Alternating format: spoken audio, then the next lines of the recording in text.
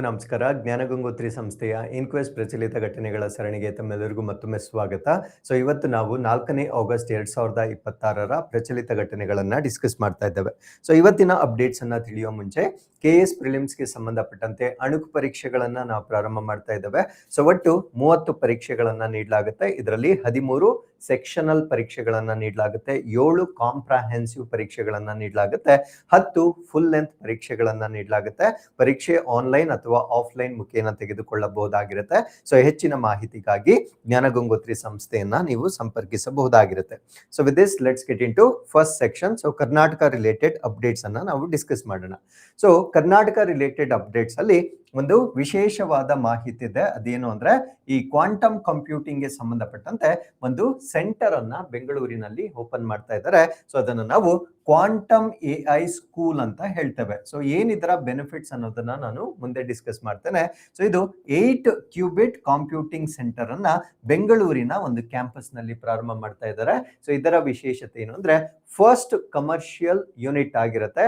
Even others can also use ಈ ಒಂದು computing system ಅನ್ನ ಕಮರ್ಷಿಯಲ್ ಬೇಸಿಸ್ ಮೇಲೆ ಲಾಂಚ್ ಮಾಡ್ತಾ ಇರ್ತಕ್ಕಂಥ ಭಾರತ ದೇಶದ ಮೊಟ್ಟ ಮೊದಲ ಸೆಂಟರ್ ಆಗಿರುತ್ತೆ.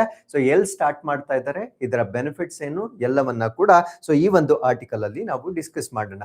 ಇದನ್ನ ನಮ್ಮ ಬೆಂಗಳೂರಿನಲ್ಲಿ ಇರ್ತಕ್ಕಂಥ ಅಲಯನ್ಸ್ ಯೂನಿವರ್ಸಿಟಿ ಅವರು ಇದನ್ನ ಪ್ರಾರಂಭ ಮಾಡ್ತಾ ಇದ್ದಾರೆ. ಇದರ ಉದ್ದೇಶ ಏನು ಅಂದ್ರೆ ಅಡ್ವಾನ್ಸ್ಡ್ ರಿಸರ್ಚ್ ಇನ್ ಬೆಂಗಳೂರಿನಲ್ಲಿ ಅಡ್ವಾನ್ಸ್ಡ್ ರಿಸರ್ಚ್ ಅನ್ನ ಮಾಡುವ ಉದ್ದೇಶದಿಂದ AU ಕ್ವೆಸಾರ್ ಕ್ವಾಂಟಮ್ AI ಸ್ಕೂಲ್ ಅನ್ನ ನಮ್ಮ ಬೆಂಗಳೂರಿನ ಅಲಯನ್ಸ್ ಯೂನಿವರ್ಸಿಟಿಯಲ್ಲಿ ಪ್ರಾರಂಭ ಮಾಡ್ತಾ ಇದ್ದಾರೆ. ಇದರ ವಿಶೇಷತೆ ಏನು ಅಂದ್ರೆ this is India's first commercially accessible 8 cubit quantum computing experience centre ಆಗಿರುತ್ತೆ. 8 ಕ್ಯೂಬಿಟ್ ಅಂತಕ್ಕಂಥದ್ದು ಅದರ ಕೆಪಾಸಿಟಿ ಆಗಿರುತ್ತೆ. 8 ಕ್ಯೂಬಿಟ್ ಕೆಪಾಸಿಟಿಯನ್ನ ಹೊಂದಿರತಕ್ಕಂಥ ಭಾರತ ದೇಶದ ಮೊಟ್ಟ ಮೊದಲ ವಾಣಿಜ್ಯಿಕವಾಗಿ ಪ್ರವೇಶಿಸಬಹುದಾಗಿರ್ತಕ್ಕಂಥ ಒಂದು ಕ್ವಾಂಟಮ್ ಕಂಪ್ಯೂಟಿಂಗ್ ಶಾಲೆಯನ್ನ ನಮ್ಮ ಬೆಂಗಳೂರಿನ ಅಲಯನ್ಸ್ ಯೂನಿವರ್ಸಿಟಿಯಲ್ಲಿ ಪ್ರಾರಂಭ ಮಾಡ್ತಾ ಇದ್ದಾರೆ. ಈ ಒಂದು ಸೆಂಟರ್ ಅನ್ನ ಮ್ಯಾನೇಜ್ ಮಾಡ್ತಕ್ಕಂಥವರು ಕ್ಯೂ ವಿದ್ಯಾ ಇವರಿಂದ ಈ ಒಂದು ಕೇಂದ್ರವನ್ನ ನಡೆಸಲ್ಪಡ್ತಕ್ಕಂಥದ್ದು ನಿಮ್ಗೆ ಗೊತ್ತಿರಬೇಕಾಗಿರುತ್ತೆ. It is the first reported installation of quantum computer in a private educational institution. ಇದು ಈ ಒಂದು ಸೆಂಟರ್ ನ ವಿಶೇಷತೆ ಆಗಿರುತ್ತೆ.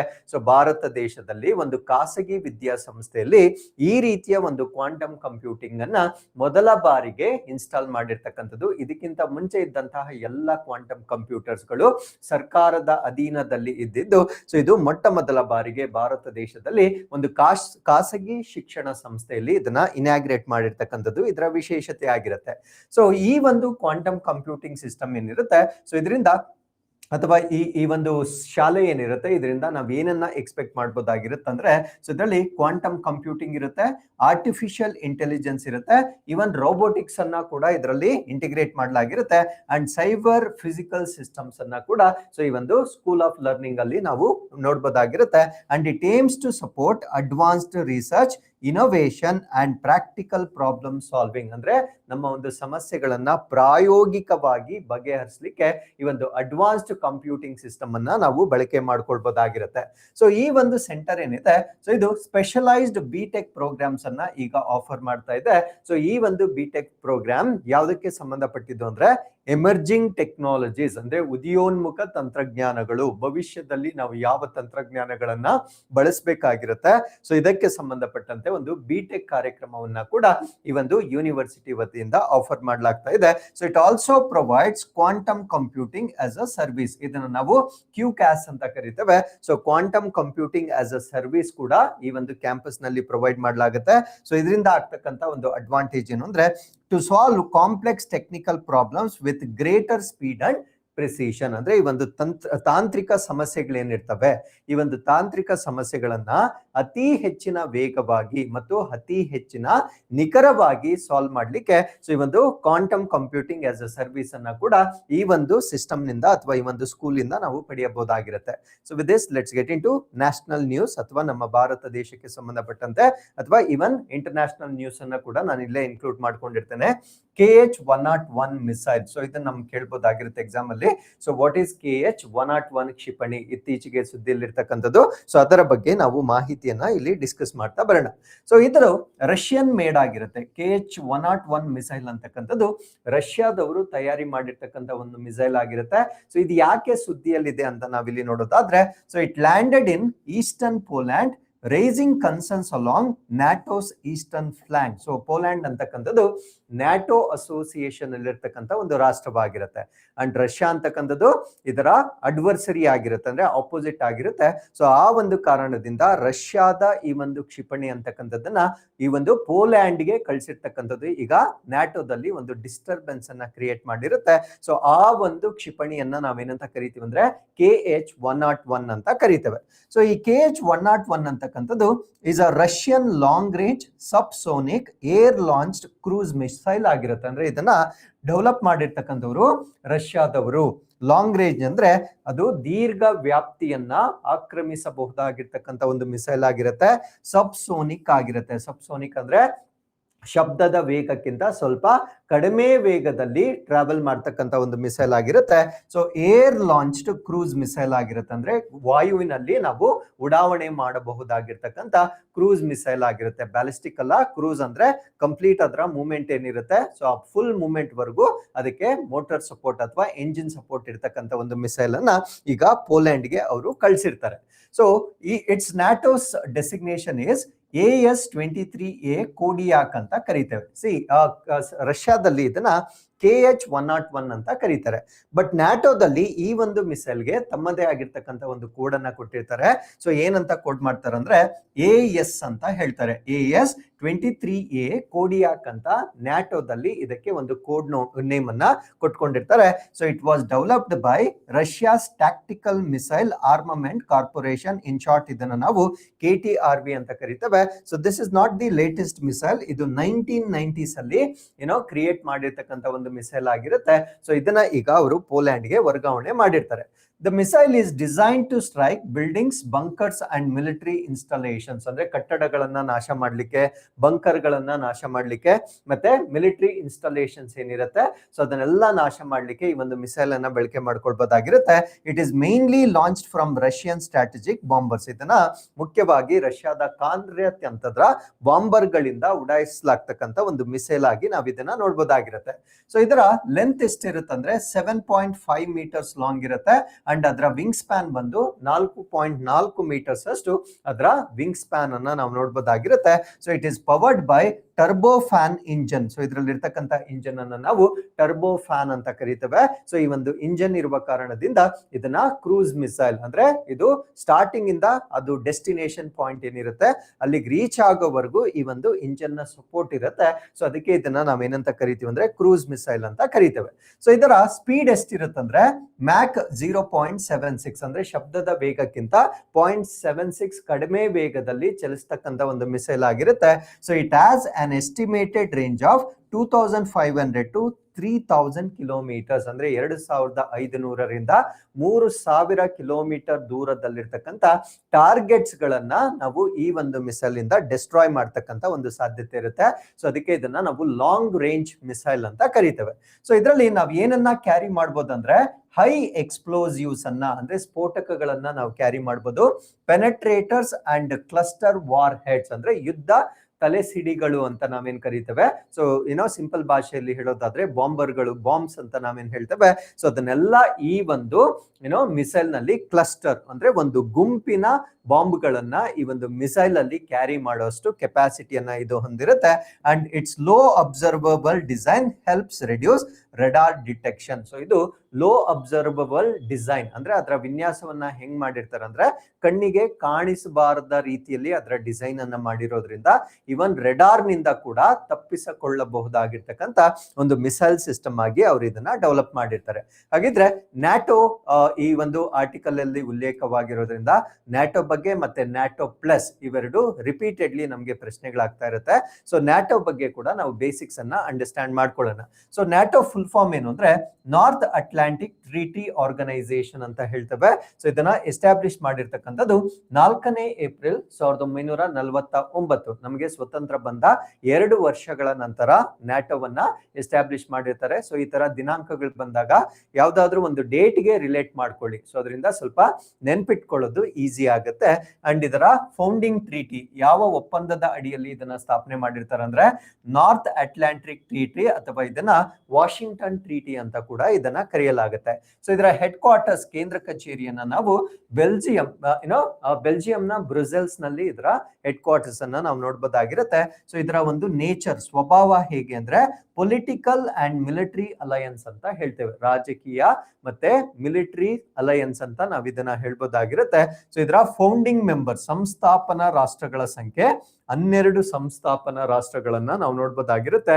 ಆ 12 ರಾಷ್ಟ್ರಗಳು ಯಾವ್ದ್ಯಾವ್ದು ಅಂದ್ರೆ Belgium, Canada, Denmark, France, Iceland, Italy, Luxembourg, Netherland, Norway, Portugal, United Kingdom ಮತ್ತೆ ಯುನೈಟೆಡ್ ಸ್ಟೇಟ್ಸ್ ಇವೆಲ್ಲ ಕೂಡ ಸಂಸ್ಥಾಪನಾ ರಾಷ್ಟ್ರಗಳ ಪಟ್ಟಿಯಲ್ಲಿ 12 ರಾಷ್ಟ್ರಗಳನ್ನ ನೀವು ನೆನ್ಪಿಟ್ಕೊಳ್ಬೇಕಾಗಿರುತ್ತೆ. ಸೊ ಪ್ರಸ್ತುತವಾಗಿ ಇದರ ಮೆಂಬರ್ಶಿಪ್ 32 ಕಂಟ್ರಿಗಳಿಗೆ ಇನ್ಕ್ರೀಸ್ ಆಗಿರುತ್ತೆ. ಸೊ ಇದರ ಕೋರ್ ಪ್ರಿನ್ಸಿಪಲ್ ಏನು ಅಂದ್ರೆ ನ್ಯಾಟೋದಲ್ಲಿ ಆರ್ಟಿಕಲ್ 5 ಅಂತ ಬರುತ್ತೆ.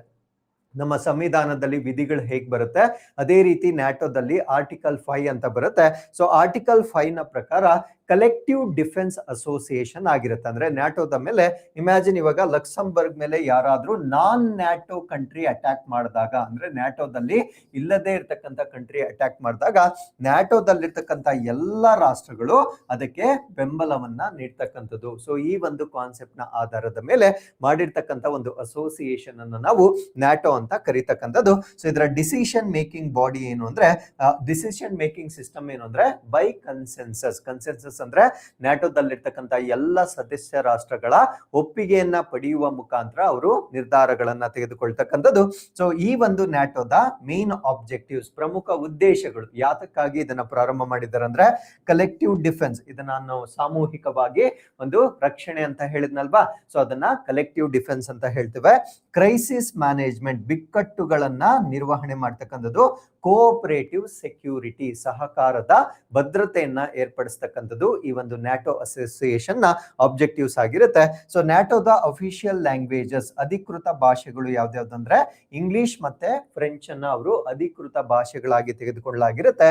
So NATO works to protect member countries and maintain transatlantic security, transatlantic ಭದ್ರತೆ ಮತ್ತೆ ಎಲ್ಲ ಮೆಂಬರ್ ಕಂಟ್ರೀಸ್ ಅನ್ನ ಮಿಲಿಟರಿ ಅಥವಾ ಅನ್ಯ ರಾಷ್ಟ್ರದ ಅಟ್ಯಾಕ್ ಆದಾಗ ಪ್ರೊಟೆಕ್ಟ್ ಮಾಡ್ತಕ್ಕಂಥ ಒಂದು ಸಿಸ್ಟಮ್ ಆಗಿ ಇದನ್ನ ಡೆವಲಪ್ ಮಾಡಲಾಗಿರುತ್ತೆ. ಸೊ ರೀಸೆಂಟ್ಲಿ ಇದಕ್ಕೆ ಜಾಯ್ನ್ ಆಗಿರ್ತಕ್ಕಂಥ ಕಂಟ್ರೀಸ್ಗಳು ವೆರಿ ವೆರಿ ಇಂಪಾರ್ಟೆಂಟ್. ಒಂದು 2023ರಲ್ಲಿ ಫಿನ್ಲ್ಯಾಂಡ್ ಇದಕ್ಕೆ ಸೇರ್ಕೊಂಡಿರುತ್ತೆ ಅಂಡ್ 2024ರಲ್ಲಿ ಸ್ವೀಡನ್ ಈ ನ್ಯಾಟೋ ಅಸೋಸಿಯೇಷನ್ಗೆ ಸೇರ್ಕೊಂಡಿರ್ತಕ್ಕಂಥದ್ದು ನಮಗೆ ಗೊತ್ತಿರಬೇಕಾಗಿರುತ್ತೆ. ಇನ್ನು ನ್ಯಾಟೋ ಪ್ಲಸ್ ಅಂತ ಇನ್ನೊಂದು ಬರುತ್ತೆ. ಸೊ ನ್ಯಾಟೋ ಪ್ಲಸ್ ಬಗ್ಗೆ ನಾವು ತಿಳ್ಕೊಳ್ಳೋದಾದ್ರೆ ಸೊ ಇದು ಕೂಡ NATO plus is a grouping of ನ್ಯಾಟೋದ ಅಡಿಯಲ್ಲಿ ಬರ್ತಕ್ಕಂಥ ಒಂದು ಗ್ರೂಪಿಂಗ್ ಆಗಿರುತ್ತೆ. ಸೊ ಇದರಲ್ಲಿ 5 ಕಂಟ್ರೀಸ್ ಅಥವಾ 5 ರಾಷ್ಟ್ರಗಳನ್ನ ನಾವು ನೋಡ್ಬೋದಾಗಿರುತ್ತೆ. ಸೊ ನ್ಯಾಟೋ ಪ್ಲಸ್ ಅಲ್ಲಿರ್ತಕ್ಕಂಥ 5 ರಾಷ್ಟ್ರಗಳು ಯಾವ್ದ್ಯಾವ್ದು ಅಂದ್ರೆ ಆಸ್ಟ್ರೇಲಿಯಾ, ನ್ಯೂಜಿಲ್ಯಾಂಡ್, ಜಪಾನ್, ಇಸ್ರೇಲ್ ಮತ್ತೆ ಸೌತ್ ಕೊರಿಯಾ, ಈ 5 ರಾಷ್ಟ್ರಗಳನ್ನ ನಾವು ನೋಡ್ಬೋದಾಗಿರುತ್ತೆ. ಸೊ ಇದರ ಗುರಿ ಏನು, ನ್ಯಾಟೋ ಪ್ಲಸ್ ಅನ್ನ ಏನಕ್ಕೆ ಸ್ಥಾಪನೆ ಮಾಡಿದ್ದಾರೆ ಅಂದ್ರೆ it aims to boost global defence cooperation, ಅಂದ್ರೆ ಜಾಗತಿಕವಾಗಿ ಒಂದು ಡಿಫೆನ್ಸ್ ರಕ್ಷಣಾ ಸಹಕಾರವನ್ನ ಇನ್ನೂ ಹೆಚ್ಚು ಮಾಡಿಕೊಳ್ಳುವ ಮುಖಾಂತರ ನ್ಯಾಟೋ ಪ್ಲಸ್ ನ ಅಡಿಯಲ್ಲಿ 5 ರಾಷ್ಟ್ರಗಳನ್ನ ಇವರು ತಮ್ಮ ಅಸೋಸಿಯೇಷನ್ಗೆ ಅಂದ್ರೆ ನ್ಯಾಟೋದಲ್ಲಿ ಮೇನ್ ನ್ಯಾಟೋದಲ್ಲಿ ಇರೋದಿಲ್ಲ, ನ್ಯಾಟೋ ಪ್ಲಸ್ ಅಲ್ಲಿ ಈ 5 ರಾಷ್ಟ್ರಗಳನ್ನ ನಾವು ನೋಡ್ಬೋದಾಗಿರುತ್ತೆ. So advantages for India if it joins, ನಾವೇನಾದ್ರೂ ನ್ಯಾಟೋ ಪ್ಲಸ್ಗೆ ಜಾಯಿನ್ ಆದ್ರೆ ನಮ್ಗೇನ್ ಬೆನಿಫಿಟ್ಸ್ ಆಗುತ್ತೆ, ನಾವು ನ್ಯಾಟೋ ಮೆಂಬರು ಅಲ್ಲ, ನ್ಯಾಟೋ ಪ್ಲಸ್ ಮೆಂಬರು ಅಲ್ಲ, ಸಪೋಸ್ ಏನಾದ್ರೂ ನಾವು ನ್ಯಾಟೋ ಪ್ಲಸ್ಗೆ ಸೇರಿಕೊಂಡರೆ ನಮ್ಗಾಗ್ತಕ್ಕಂಥ ಬೆನಿಫಿಟ್ಸ್ ಏನು ಅಂದ್ರೆ ಸೀಮ್ಲೆಸ್ ಇಂಟೆಲಿಜೆನ್ಸ್ ಶೇರಿಂಗ್, ನಮ್ಗೆ ತಡೆರಹಿತವಾಗಿ ಒಂದು ಇಂಟೆಲಿಜೆನ್ಸ್ ಅಂತಕ್ಕಂಥದ್ದು ನಮ್ಗೆ ಶೇರಿಂಗ್ ಆಗುತ್ತೆ. ಅಂದ್ರೆ ಆ ರಾಷ್ಟ್ರಗಳಿಂದ ಇಂಟೆಲಿಜೆನ್ಸ್ ರಿಪೋರ್ಟ್ ಅಂತಕ್ಕಂಥದ್ದು ನಮ್ಮ ಭಾರತ ರಾಷ್ಟ್ರಕ್ಕೂ ಕೂಡ ಶೇರ್ ಆಗುತ್ತೆ. Access to latest military technology, ಅಂದ್ರೆ ಇತ್ತೀಚೆಗೆ ಬಂದಿರತಕ್ಕಂಥ ಒಂದು ಮಿಲಿಟರಿ ತಂತ್ರಜ್ಞಾನವನ್ನ ಕೂಡ ನಾವು ಪ್ರವೇಶ ಪಡೆಯಬಹುದಾಗಿರುತ್ತೆ.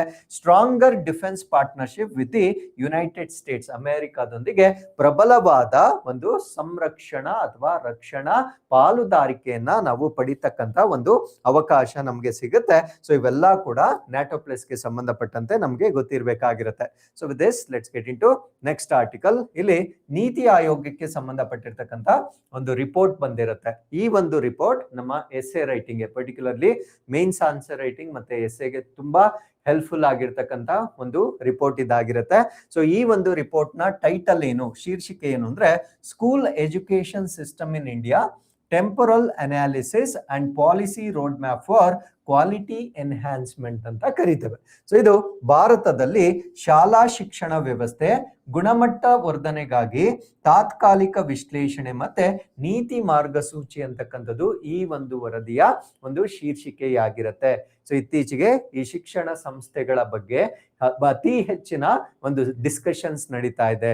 ಸರ್ಕಾರಿ ಶಾಲೆಗಳು ಬಹಳಷ್ಟು ಮುಚ್ಚಲ್ಪಡ್ತಾ ಇದೆ. ಸೊ ಈ ಒಂದು ಕಾರಣದಿಂದ ಸೊ ನಾವು ಎಜುಕೇಶನ್ ಸಿಸ್ಟಮ್ ಇನ್ ಇಂಡಿಯಾ ಇದರ ಪ್ರಬಂಧವನ್ನ ಎಕ್ಸ್ಪೆಕ್ಟ್ ಮಾಡಬಹುದಾಗಿರುತ್ತೆ. ಸೊ ಅದರಿಂದ ಈ ರಿಪೋರ್ಟ್ ಅಲ್ಲಿ ಬಂದಿರತಕ್ಕಂತ ಸ್ಟ್ಯಾಟಿಸ್ಟಿಕ್ಸ್ ಅನ್ನ ನೀವು ನಿಮ್ಮ ಪ್ರಬಂಧಕ್ಕಾಗಿ ಸಪರೇಟ್ ಆಗಿ ನೋಟ್ ಡೌನ್ ಮಾಡ್ಕೊಳ್ಬಹುದಾಗಿರುತ್ತೆ. ಸೊ ಈ ರಿಪೋರ್ಟ್ ಅನ್ನ ಬಿಡುಗಡೆ ಮಾಡಿರ್ತಕ್ಕಂಥವ್ರು ನೀತಿ ಆಯೋಗ. ಸೊ ಏನಿದೆ ಈ ರಿಪೋರ್ಟ್ ಅಲ್ಲಿ ಅಂತ ನಾವು ನೋಡ್ತಾ ಬರೋಣ. ಸೊ ಮೊದಲನೇದು, India is about 14.71 lakh schools serving nearly 24.69 crore students. So Bharat ದೇಶದಾದ್ಯಂತ ಸರಿಸುಮಾರು 14.71 ಲಕ್ಷ ಶಾಲೆಗಳನ್ನ ಹೊಂದಿದೆ. ಸೊ ಒಂದು ರೌಂಡ್ ಫಿಗರ್ ಮಾಡೋದಾದ್ರೆ ಒಂದು 15 ಲಕ್ಷ ಸ್ಕೂಲ್ಸ್ ಅಂತ ನಾವು ಕನ್ಸಿಡರ್ ಮಾಡಿದ್ರೆ ಸೊ ಇದು 24.69 ಕೋಟಿ. ಸೊ ಇದನ್ನ ನಾವು ಕ್ಲೋಸೆಸ್ಟ್ ನಂಬರ್ಗೆ ಮಾಡಿದ್ರೆ ಒಂದು 25 ಕೋಟಿ ಜನರಷ್ಟು ವಿದ್ಯಾರ್ಥಿಗಳಿಗೆ ಶಿಕ್ಷಣ ಸೇವೆಯನ್ನ ಸಲ್ಲಿಸ್ತಾ ಇರ್ತಕ್ಕಂಥ ಸರಿಸುಮಾರು 15 ಲಕ್ಷ ಶಾಲೆಗಳು ನಮ್ಮ ಭಾರತ ದೇಶದಲ್ಲಿ ಇರ್ತಕ್ಕಂಥದ್ದು. ಸೊ ನಮ್ಮ ಒಂದು ಸ್ಕೂಲ್ ಸಿಸ್ಟಮ್ ಏನಿದೆ, it looks like a pyramid. ಅಂದ್ರೆ ನಮ್ಮ ಪಿರಮಿಡ್ ಏನಿರುತ್ತೆ ಟ್ರಯಾಂಗಲ್ ಶೇಪ್ ಅಲ್ಲಿ ನಾವೇನು ಪಿರಮಿಡ್ ಅನ್ನ ಬರೀತೇವೆ. ಸೊ ಪಿರಮಿಡ್ ಸಿಸ್ಟಮ್ ಅಂತ ಹೇಳ್ಬೋದಾಗಿರುತ್ತೆ. ಏನಕ್ಕೆ ಇದನ್ನ ಪಿರಮಿಡ್ ಗೆ ಹೋಲಿಕೆ ಮಾಡಿದ್ದಾರೆ ಅಂದ್ರೆ for fever schools at the higher level, ಅಂದ್ರೆ ಹೈಯರ್ ಎಜುಕೇಶನ್ ಅನ್ನ ನೀಡ್ತಕ್ಕಂತ ಶಿಕ್ಷಣ ಸಂಸ್ಥೆಗಳ ಸಂಖ್ಯೆ ಬಹಳ ಕಡಿಮೆ ಇರುತ್ತೆ. ಬಟ್ ಎಲಿಮೆಂಟ್ರಿ ಎಜುಕೇಶನ್ ಅನ್ನ ನೀಡ್ತಕ್ಕಂತ ಶಾಲೆಗಳ ಸಂಖ್ಯೆ ಜಾಸ್ತಿ ಇರುತ್ತೆ. ಉನ್ನತ ಶಿಕ್ಷಣವನ್ನ ನೀಡ್ತಕ್ಕಂತ ಶಿಕ್ಷಣಗಳ ಸಂಸ್ಥೆ ಕಡಿಮೆ ಇರುವುದರ ಕಾರಣದಿಂದ ಸೊ ಇದನ್ನ ಪಿರಮಿಡ್ ತರಹದ ರಚನೆ ಅಂತ ನೀತಿ ಆಯೋಗ ರಿಪೋರ್ಟ್ ಮಾಡಿರ್ತಕ್ಕಂಥದ್ದು ನಿಮ್ಮ ಗಮನದಲ್ಲಿರ್ಬೇಕಾಗಿರುತ್ತೆ. So India has around 7.3 lakh primary schools. So ಇದರಲ್ಲಿ ಪ್ರಾಥಮಿಕ ಶಾಲೆಗಳು 7.3 ಲಕ್ಷ ಇರುತ್ತೆ. But only about 1.64 lakh higher secondary schools. So higher secondary ಸ್ಕೂಲ್ಸ್ಗಳು ಕೇವಲ 1.64 ಲಕ್ಷ ಮಾತ್ರ. ಸೊ ಉನ್ನತ ಮಾಧ್ಯಮಿಕ ಶಾಲೆಗಳನ್ನ ನಮ್ಮ ದೇಶದಲ್ಲಿ ನಾವು ನೋಡ್ಬೋದಾಗಿರುತ್ತೆ. ಸೊ ಇದರಲ್ಲಿ ಗ್ರಾಸ್ ಎನ್ರೋಲ್ಮೆಂಟ್ ರೇಷಿಯೋ ಅಂದ್ರೆ ದಾಖಲಾತಿ ಅನುಪಾತ, ಎಷ್ಟು ಮಕ್ಕಳು ಶಾಲೆಗಳಿಗೆ ದಾಖಲಾತಿಯನ್ನ ಮಾಡ್ಕೊಳ್ತಾ ಇದ್ದಾರೆ. So at the higher secondary level is only 58.4%. ಉನ್ನತ ಮಾಧ್ಯಮಿಕ ಮಟ್ಟದಲ್ಲಿ ಒಟ್ಟು ದಾಖಲಾತಿ ಅನುಪಾತ ಏನಿದೆ ಕೇವಲ 58.4%. ಅಂದ್ರೆ ಕ್ಲೋಸ್ ಟು 50% ಮಾತ್ರ ಎನ್ರೋಲ್ಮೆಂಟ್ ಅನ್ನ ನಾವು ಹೈಯರ್ ಸೆಕೆಂಡರಿ ಲೆವೆಲ್ ಅಲ್ಲಿ ದಾಖಲೆ ಆಗ್ತಾ ಇರ್ತಕ್ಕಂಥದ್ದನ್ನ ನಾವು ನೋಡ್ಬೋದಾಗಿರುತ್ತೆ.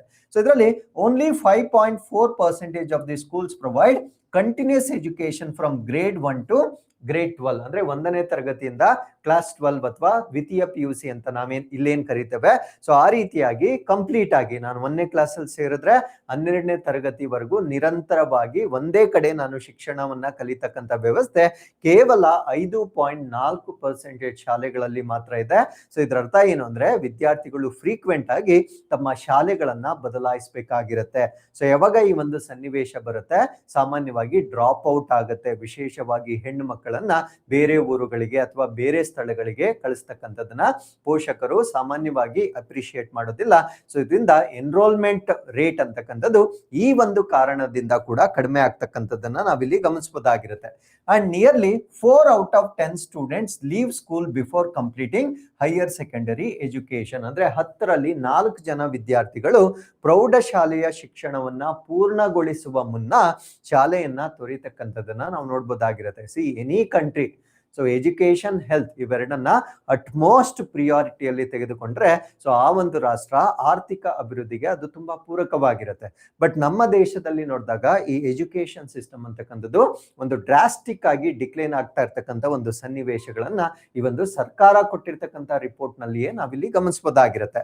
And India has 7,993 zero enrolment schools. ನೋಡಿ ಇಲ್ಲಿ 7,993 ಅಂದ್ರೆ ಸರಿಸುಮಾರು 8,000 ಶಾಲೆಗಳಲ್ಲಿ ಒಂದೂ ಕೂಡ ದಾಖಲಾತಿ ಇಲ್ಲದೆ ಇರ್ತಕ್ಕಂಥ ಶಾಲೆಗಳನ್ನ ನಾವು ನೋಡ್ಬೋದಾಗಿರುತ್ತೆ.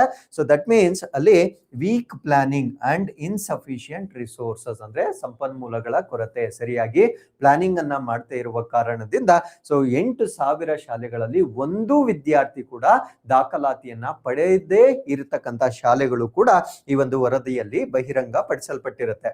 So around 1.19 lakh schools lack functional electricity ಅಂದ್ರೆ ವಿದ್ಯುತ್ ಶಕ್ತಿ ಕೂಡ ಇಲ್ಲ. ಸರಿಸುಮಾರು 1,20,000 ಶಾಲೆಗಳಲ್ಲಿ ಸೊ ವಿದ್ಯುತ್ ಸಂಪರ್ಕ ಕೂಡ ಇರೋದಿಲ್ಲ. ಇಲ್ಲಿ ಇನ್ನೊಂದು ಪಾಯಿಂಟ್ ಕೂಡ ಹೇಳ್ತೇನೆ. ಸೊ ಎಸ್ಸೆ ಬರೆಯುವಾಗ ನಾನು 1.19 ಬರಿಬೇಕಾ? No need. ಅರ್ಥ ಆಯ್ತಲ್ವಾ?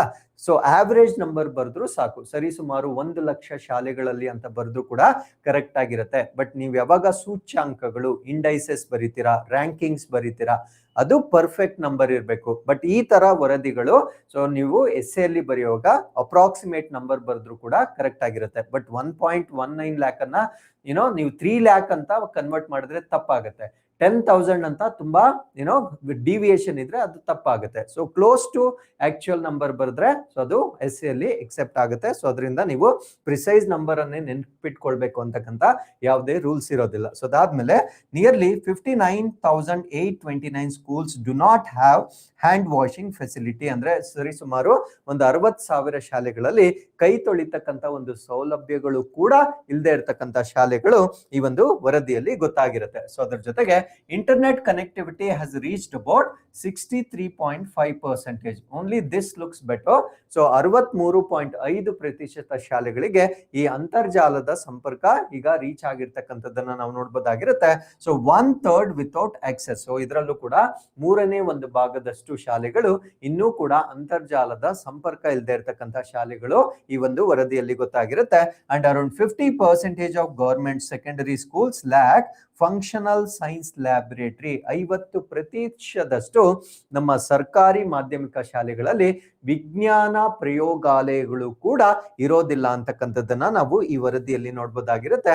And grade 8 reading proficiency decline from 74.7% in 2014 and 71.1% in 2024. This speaks about the quality of education. ಇಷ್ಟೊತ್ತು ನಾವು ನೋಡಿದ್ದು ದ ಇನ್ಫ್ರಾಸ್ಟ್ರಕ್ಚರ್ ಅಥವಾ ಕ್ವಾಂಟಿಟಿ ಆಫ್ ಎಜುಕೇಶನ್ ಅನ್ನ ನಾವು ನೋಡಿದ್ವಿ. ಇಲ್ಲಿ ನಾವು ಕ್ವಾಲಿಟಿ ಆಫ್ ಎಜುಕೇಶನ್ ಅನ್ನ ನಾವು ನೋಡಿದಾಗ ಸೊ 8ನೇ ತರಗತಿಯ ವಿದ್ಯಾರ್ಥಿ ರೀಡಿಂಗ್ ಪ್ರೊಫಿಷಿಯನ್ಸಿ ಅಂದ್ರೆ ಎಷ್ಟು ಅವರು ಸರಾಗವಾಗಿ ಓದ್ತಕ್ಕಂತ ಒಂದು ಕ್ಯಾಲಿಬರ್ ಅನ್ನ ಹೊಂದಿದ್ದಾರೆ ಅದನ್ನ ನಾವು ಚೆಕ್ ಮಾಡಿದಾಗ 2014 ಅಲ್ಲಿ ಚೆನ್ನಾಗಿತ್ತು, 74.7% ಇತ್ತು. ಸೊ ಹೋಗ್ತಾ ಹೋಗ್ತಾ ಈ ನಂಬರ್ಸ್ ಎಲ್ಲ ಇನ್ಕ್ರೀಸ್ ಆಗಬೇಕು. ಬಟ್ ಅನ್ಫಾರ್ಚುನೇಟ್ಲಿ ಸೊ ಇದು ಕಡಿಮೆ ಆಗಿರ್ತಕ್ಕಂಥದ್ದನ್ನ ನಾವು ನೋಡ್ಬೋದಾಗಿರುತ್ತೆ. ಸೊ 2024 ನ ಪ್ರಕಾರ ಇದು 3% ಅಷ್ಟು ಕಡಿಮೆ ಆಗಿರುತ್ತೆ. ಸೊ 71.1%ಗೆ ಅದು ಡ್ರಾಪ್ ಡೌನ್ ಆಗಿರ್ತಕ್ಕಂಥದ್ದನ್ನ ನಾವು ನೋಡ್ಬೋದಾಗಿರುತ್ತೆ. So this shows that the quality of education is gradually decreasing in India ಅಂತಕ್ಕಂಥದ್ದನ್ನ ನಾವಿಲ್ಲಿ ಸೆನ್ಸ್ ಮಾಡಬಹುದಾಗಿರುತ್ತೆ. And only 45.8% of grade 8 students can solve a basic division problems. ಅಂದ್ರೆ ಈ 8ನೇ ತರಗತಿಯಲ್ಲಿರ್ತಕ್ಕಂಥ ಕೇವಲ 45.8% ಮಕ್ಕಳು ಮಾತ್ರ ಈ ಭಾಗಾಕಾರ ಸಮಸ್ಯೆಗಳನ್ನ ಸಾಲ್ವ್ ಮಾಡೋ ಕೆಪಾಸಿಟಿ. ಇಮ್ಯಾಜಿನ್ 8th ಸ್ಟ್ಯಾಂಡರ್ಡ್ ಸ್ಟೂಡೆಂಟ್ಗೆ ಈ ಒಂದು ಡಿವಿಷನ್ ಪ್ರಾಬ್ಲಮ್ಸ್ ಅನ್ನ ಸಾಲ್ವ್ ಮಾಡ್ಲಿಕ್ಕೆ close to around 60% of the ಸ್ಟೂಡೆಂಟ್ಸ್ಗೆ ಈ ಒಂದು ಭಾಗಾಕಾರ ಕೂಡ ಗೊತ್ತಿಲ್ಲ ಅಂತಕ್ಕಂಥದ್ದು ಶಾಕಿಂಗ್ ರಿಪೋರ್ಟ್ ಆಗಿ ನಾವಿಲ್ಲಿ ಗಮನಿಸಬಹುದಾಗಿರುತ್ತೆ. ಇನ್ನು ಲೆಸ್ ದೆನ್ 30% ಆಫ್ ಗ್ರೇಡ್ 6 ಅಂದ್ರೆ 6ನೇ ತರಗತಿಯ ವಿದ್ಯಾರ್ಥಿಗಳನ್ನ ಸರ್ವೆ ಮಾಡಿದಾಗ 30% ಕಡಿಮೆ ವಿದ್ಯಾರ್ಥಿಗಳು ಕಾಂಪಿಟೆನ್ಸಿ ಇನ್ ಫ್ರಾಕ್ಷನ್ಸ್ ಅಂದ್ರೆ ಭಿನ್ನ ರಾಶಿಗಳು ಅಂತ ನಾವೇನ್ ಕರಿತೇವೆ. ಸೊ ಅದರಲ್ಲಿ ಕೇವಲ 30% ಮಕ್ಕಳಿಗೆ ಮಾತ್ರ ಗೊತ್ತಿದೆ. ಅದು ಕೂಡ 6ನೇ ತರಗತಿಯ ಒಂದು ಮಕ್ಕಳಲ್ಲಿ ಮಾಡಿರ್ತಕ್ಕಂಥ ಒಂದು ಸರ್ವೆ ಆಗಿರುತ್ತೆ. ಸೊ ನಮ್ಮ ಒಂದು ಶಾಲೆಗಳ ಒಂದು ಪದ್ಧತಿಯನ್ನ ಸ್ಕೂಲಿಂಗ್ ವಿತೌಟ್ ಲರ್ನಿಂಗ್ ಅಂತ ಈಗ ಲೇಬಲ್ ಮಾಡಿದ್ದಾರೆ ನೋಡಿ. ಇದನ್ನ ನಾವು ಕೋಟ್ಸ್ ಅಲ್ಲಿ ಯೂಸ್ ಮಾಡಬಹುದಾಗಿರುತ್ತೆ. ಕಲಿಕೆ ಇಲ್ಲದ ಶಾಲಾ ಶಿಕ್ಷಣ, ಬರೀ ಶಾಲೆ ಇದೆ, ಶಾಲೆಯ ಮುಖ್ಯ ಉದ್ದೇಶ ಏನು ಅದೇ ನಡೀತಾ ಇಲ್ಲ. ಸ್ಕೂಲಿಂಗ್ ವಿತೌಟ್ ಲರ್ನಿಂಗ್ ಅಂತ ಇದಕ್ಕೆ ನಾಮಕರಣ ಮಾಡಿರ್ತಕ್ಕಂಥದ್ದನ್ನ ನಾವು ನೋಡ್ಬೋದಾಗಿರುತ್ತೆ. ಇನ್ನು ಗೌರ್ಮೆಂಟ್ ಸ್ಕೂಲ್ ಎನ್ರೋಲ್ಮೆಂಟ್ ಅಂತಕ್ಕಂಥದ್ದು ಡಿಕ್ಲೈನ್ ಫ್ರಮ್ ಅಬೌಟ್ 71% ಇನ್ 2005. 2005ರಲ್ಲಿ 71% ಗೌರ್ಮೆಂಟ್ ಸ್ಕೂಲ್ ಎನ್ರೋಲ್ಮೆಂಟ್ ಇದ್ದಿದ್ದು 2024-25 ಬರುವ ವೇಳೆಗೆ ಅದು 49.24%ಗೆ ಇವನ್ ಸರ್ಕಾರಿ ಶಾಲೆಗಳಲ್ಲಿ ದಾಖಲಾಗ್ತಕ್ಕಂಥ ಒಂದು ಶೇಕಡಾವಾರು ಕೂಡ ಇಲ್ಲಿ ಕಡಿಮೆ ಆಗಿರ್ತಕ್ಕಂಥದ್ದು. Enrolment in low fees private schools has increased. ಯಾವಾಗ ಗೌರ್ಮೆಂಟ್ ಸ್ಕೂಲ್ ಅಲ್ಲಿ ದಾಖಲಾತಿ ಡ್ರಾಪ್ ಆಗುತ್ತೆ, ಸೊ ಎಕನಾಮಿಕಲಿ ವೀಕರ್ ಸೆಕ್ಷನ್ ಇರ್ತಕ್ಕಂಥ ಪೋಷಕರು ಏನ್ ಮಾಡ್ತಾರೆ ಅಂದ್ರೆ, ಯಾವ ಖಾಸಗಿ ಶಿಕ್ಷಣ ಸಂಸ್ಥೆಯಲ್ಲಿ ಕಡಿಮೆ ಫೀಸ್ ಇರುತ್ತೆ ಸೊ ಅಲ್ಲಿಗೆ ಹೆಚ್ಚಿನ ಮಕ್ಕಳನ್ನ ಸೇರಿಸ್ತಾ ಇರ್ತಕ್ಕಂಥದ್ದನ್ನ ಸೊ ಈ ಒಂದು ವರದಿಯಲ್ಲಿ ನಾವು ನೋಡ್ಬೋದಾಗಿರುತ್ತೆ. ಅಂಡ್ ಇಂಟ್ರಡ್ಯೂಸಿಂಗ್ AI ಎಜುಕೇಶನ್ ಅಂದ್ರೆ ಈ ಶಿಕ್ಷಕರ ಕೊರತೆ, ಬಿಕಾಸ್ ವಿ ಸಾ ಕೆಲವೊಂದು ಶಾಲೆಗಳಲ್ಲಿ ಸಿಂಗಲ್ ಸ್ಕೂಲ್ ಟೀಚರ್ಸ್ ಇರ್ತಕ್ಕಂಥದ್ದನ್ನ ಕೂಡ ನಾವು ಈ ರಿಪೋರ್ಟ್ ಅಲ್ಲಿ ನೋಡಿರ್ತೀವಲ್ವಾ. ಸೊ ಅದರಿಂದ AI ಎಜುಕೇಶನ್ ಸಿಸ್ಟಮ್ ಅನ್ನ ಇಂಟ್ರಡ್ಯೂಸ್ ಮಾಡ್ಲಿಕ್ಕೆ from grade 3 requires teacher training. ಅಂದ್ರೆ AI ಸುಮ್ಮನೆ ನಾವು ಯೂಸ್ ಮಾಡಕ್ಕಾಗಲ್ಲ, ಅದಕ್ಕೆ ಟ್ರೈನಿಂಗ್ ಬೇಕು. ಯಾಕಂದ್ರೆ ಮಕ್ಕಳಿಗೆ ಎರರ್ಸ್ ಇಲ್ಲದೆ ಹೇಳ್ಕೊಡ್ಬೇಕು. AI ಅಂತಕ್ಕಂಥದ್ದು ಇನ್ನೂ ಕೂಡ ಅಷ್ಟು ಅಕ್ಯುರೇಟ್ ಆಗಿಲ್ಲ. ಸೊ ಅದರಿಂದ ಟ್ರೈನಿಂಗ್ ಬೇಕಾಗುತ್ತೆ. ಎಥಿಕಲ್ ಸೇಫ್ ಗಾರ್ಡ್ಸ್ ಅಂದ್ರೆ ನೈತಿಕ ಸುರಕ್ಷತಾ ಕ್ರಮಗಳು ಬೇಕಾಗಿರುತ್ತೆ. ಅಂಡ್ ಬ್ಯಾಲೆನ್ಸ್ಡ್ ಪೆಡಗಾಗಿ ಅಂದ್ರೆ ಶಿಕ್ಷಣ ಶಾಸ್ತ್ರ, ಯಾವ ರೀತಿ ಎಷ್ಟರ ಮಟ್ಟಿಗೆ ಯಾವ ಮಕ್ಕಳಿಗೆ ಯಾವ ರೀತಿ ಹೇಳ್ಕೊಡ್ಬೇಕು, ಆ ಶಿಕ್ಷಣ ಶಾಸ್ತ್ರದ ಕೂಡ ತರಬೇತಿ ಕೂಡ AI ಎಜುಕೇಶನ್ಗೆ ಆಗ್ಬೇಕಾಗಿರುತ್ತೆ. ಸೊ ಅದೆಲ್ಲ ಡೇ 1 ಆರ್ ಡೇ 2 ಅಲ್ಲಿ ಆಗ್ತಕ್ಕಂಥದ್ದೆಲ್ಲ ಕ್ರಮೇಣವಾಗಿ ಅದನ್ನ ನಾವು ಡೆವಲಪ್ ಮಾಡ್ಬೇಕಾಗಿರುತ್ತೆ. And India has more than 1 lakh single teacher school. So ಇದನ್ನ ನಾನು ಹೇಳಿದ್ದು, ಭಾರತ ದೇಶದಲ್ಲಿ 1 ಲಕ್ಷಕ್ಕೂ ಹೆಚ್ಚಿನ ಶಾಲೆಗಳಲ್ಲಿ ಕೇವಲ ಒಂದೇ ಶಿಕ್ಷಕರಿದ್ದಾರೆ. ಎಲ್ಲಾ ಪಾಠಗಳನ್ನ ಅವರೇ ಮಾಡ್ತಾರೆ, ಎಲ್ಲಾ ಕ್ಲಾಸಸ್ಗೂ ಅವರೊಬ್ಬರೇ ಮಾಡ್ತಾ ಇದ್ದಾರೆ. ಸೊ ಈ ರೀತಿಯಾಗಿ 1 ಲಕ್ಷಕ್ಕೂ ಮೀರಿ ಶಾಲೆಗಳನ್ನ ನಮ್ಮ ಭಾರತ ದೇಶದಲ್ಲಿ ನಾವು ಕಾಣ್ಬೋದಾಗಿರುತ್ತೆ. And teacher shortages are especially serious in mathematics, science ಮತ್ತೆ ಲ್ಯಾಂಗ್ವೇಜಸ್. ಸೊ ಶಿಕ್ಷಕರ ಕೊರತೆ ಗಣಿತದಲ್ಲಿ, ವಿಜ್ಞಾನದಲ್ಲಿ ಮತ್ತೆ ಈ ಲ್ಯಾಂಗ್ವೇಜಸ್ ನಲ್ಲಿ ಹೆಚ್ಚಿನ ಕೊರತೆಯನ್ನ ನಾವು ನೋಡ್ಬೋದಾಗಿರುತ್ತೆ. ಇನ್ಫ್ಯಾಕ್ಟ್ ನಮ್ಮ ಕರ್ನಾಟಕವನ್ನೇ ನಾವು ಎಕ್ಸಾಂಪಲ್ ಆಗಿ ತಗೊಂಡ್ರೆ ಟೀಚರ್ ರೆಕ್ರೂಟ್ಮೆಂಟ್ ಆಗಿ ಬಹಳಷ್ಟು ವರ್ಷಗಳಾಗ್ತಾ ಇದೆ. ಸಾವಿರಾರು ವೇಕೆನ್ಸಿಗಳು ಇರುವುದನ್ನ ನಾವು ಇಲ್ಲೇ ವಿಟ್ನೆಸ್ ಮಾಡಬಹುದಾಗಿರುತ್ತೆ. So when there are no good teachers in the schools, obviously how can we expect better education in the country ಅಂತಕ್ಕಂಥದ್ದು ಸೊ ಇಲ್ಲಿ ನಮಗೆ ಕಳವಳಕಾರಿಯಾಗಿರ್ತಕ್ಕಂಥ ಸಂಗತಿ ಆಗಿರುತ್ತೆ. ಹಾಗಿದ್ರೆ ಈ ಒಂದು ವರದಿಯನ್ನ ನೀತಿ ಆಯೋಗ ಕೊಟ್ಟಿರೋದ್ರಿಂದ ಸೊ ಇದರ ಬೇಸಿಕ್ಸ್ ಅನ್ನ ನಾವಿಲ್ಲಿ ಡಿಸ್ಕಸ್ ಮಾಡೋದಾದ್ರೆ, so NITI Aayog full form national institution for transforming India, ಭಾರತ ದೇಶವನ್ನ ಪರಿವರ್ತನೆ ಮಾಡುವ ಉದ್ದೇಶದಿಂದ ಸ್ಥಾಪನೆ ಮಾಡಿರ್ತಕ್ಕಂಥ ಒಂದು ರಾಷ್ಟ್ರೀಯ ಸಂಸ್ಥೆ ಅಂತ ಹೇಳ್ಬೋದಾಗಿರುತ್ತೆ. ಸೊ ಇದನ್ನ ಎಸ್ಟಾಬ್ಲಿಷ್ ಮಾಡಿರ್ತಕ್ಕಂಥದ್ದು, this date is very very important, 1st January 2015 ಅಲ್ಲಿ ಇದನ್ನ ಸ್ಥಾಪನೆ ಮಾಡ್ತಾರೆ. ಸೊ ಇದು ಏನನ್ನ ರೀಪ್ಲೇಸ್ ಮಾಡ್ತು ಅಂದ್ರೆ, ಮುಂಚೆ ಪ್ಲಾನಿಂಗ್ ಕಮಿಷನ್ ಅಂತ ಇತ್ತು, ಯೋಜನಾ ಆಯೋಗ ಅಂತ ಇತ್ತು.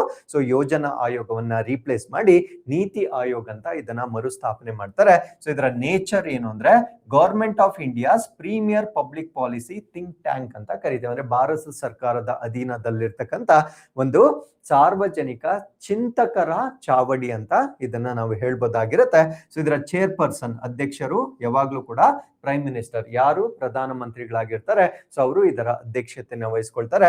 Wise chairperson is appointed by prime minister. So ಪ್ರಧಾನ ಮಂತ್ರಿಗಳು ಉಪಾಧ್ಯಕ್ಷರನ್ನ ಆಯ್ಕೆ ಮಾಡ್ತಕ್ಕಂಥ ಒಂದು ಪ್ರವೃತ್ತಿ ಇರುತ್ತೆ.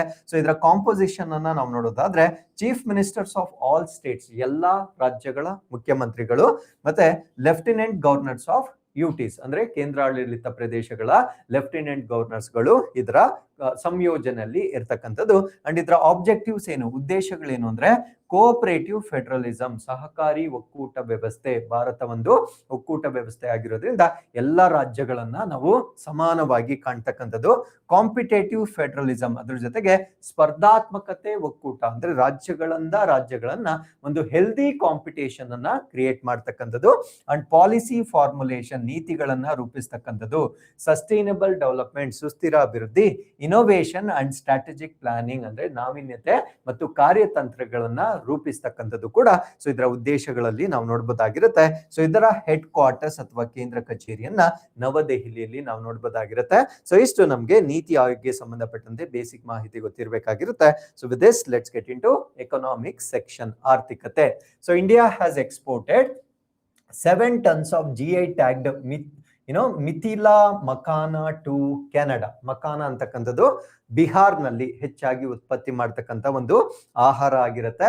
ಸೊ ಇದಕ್ಕೆ GI ಟ್ಯಾಗ್ ಅನ್ನ ಕೂಡ ಕೊಟ್ಟಿರ್ತಾರೆ. ಸೊ ಇದನ್ನ ಈಗ ಕೆನಡಾಗೆ ರಫ್ತು ಮಾಡ್ತಾ ಇರ್ತಕ್ಕಂಥದ್ದನ್ನ ನಾವು ನೋಡ್ಬೋದಾಗಿರುತ್ತೆ. ಯಾಕಿದು ತುಂಬಾ ವಿಶೇಷ ಅಂತ ಅನ್ಸುತ್ತೆ ಅಂದ್ರೆ, ಸೊ ಇತ್ತೀಚೆಗೆ ಬಹಳಷ್ಟು ರಾಷ್ಟ್ರಗಳು ನಮ್ಮ ಭಾರತ ದೇಶದ ಉತ್ಪನ್ನಗಳನ್ನ ಅವರು ಬ್ಯಾನ್ ಮಾಡಿದ್ದಾರೆ. Best example is mango. ಯಾಕಂದ್ರೆ ಇಲ್ಲಿ ಹೆಚ್ಚಿನ ಕೆಮಿಕಲ್ಸ್ ಅನ್ನ ಯೂಸ್ ಮಾಡ್ತಾ ಇದ್ದಾರೆ ಅನ್ನುವ ಒಂದು ಕಾರಣಕ್ಕಾಗಿ ಸೊ ಮ್ಯಾಂಗೋ ಅಥವಾ ಬೇರೆ ಬೇರೆ ಬೆಳೆಗಳನ್ನ ಬ್ಯಾನ್ ಮಾಡಿರ್ತಕ್ಕಂಥದ್ದನ್ನ ನಾವು ಇತ್ತೀಚೆಗೆ ವಿಟ್ನೆಸ್ ಮಾಡಿರ್ಬೋದು. ಸೊ ಈ ನಿಟ್ಟಿನಲ್ಲಿ ಮಕಾನವನ್ನ ಕೆನಡಾಗೆ ರಫ್ತು ಮಾಡ್ತಾ ಇರ್ತಕ್ಕಂಥದ್ದು ಇದು ಒಂದು ಗುಡ್ ನ್ಯೂಸ್ ಆಗಿರುತ್ತೆ.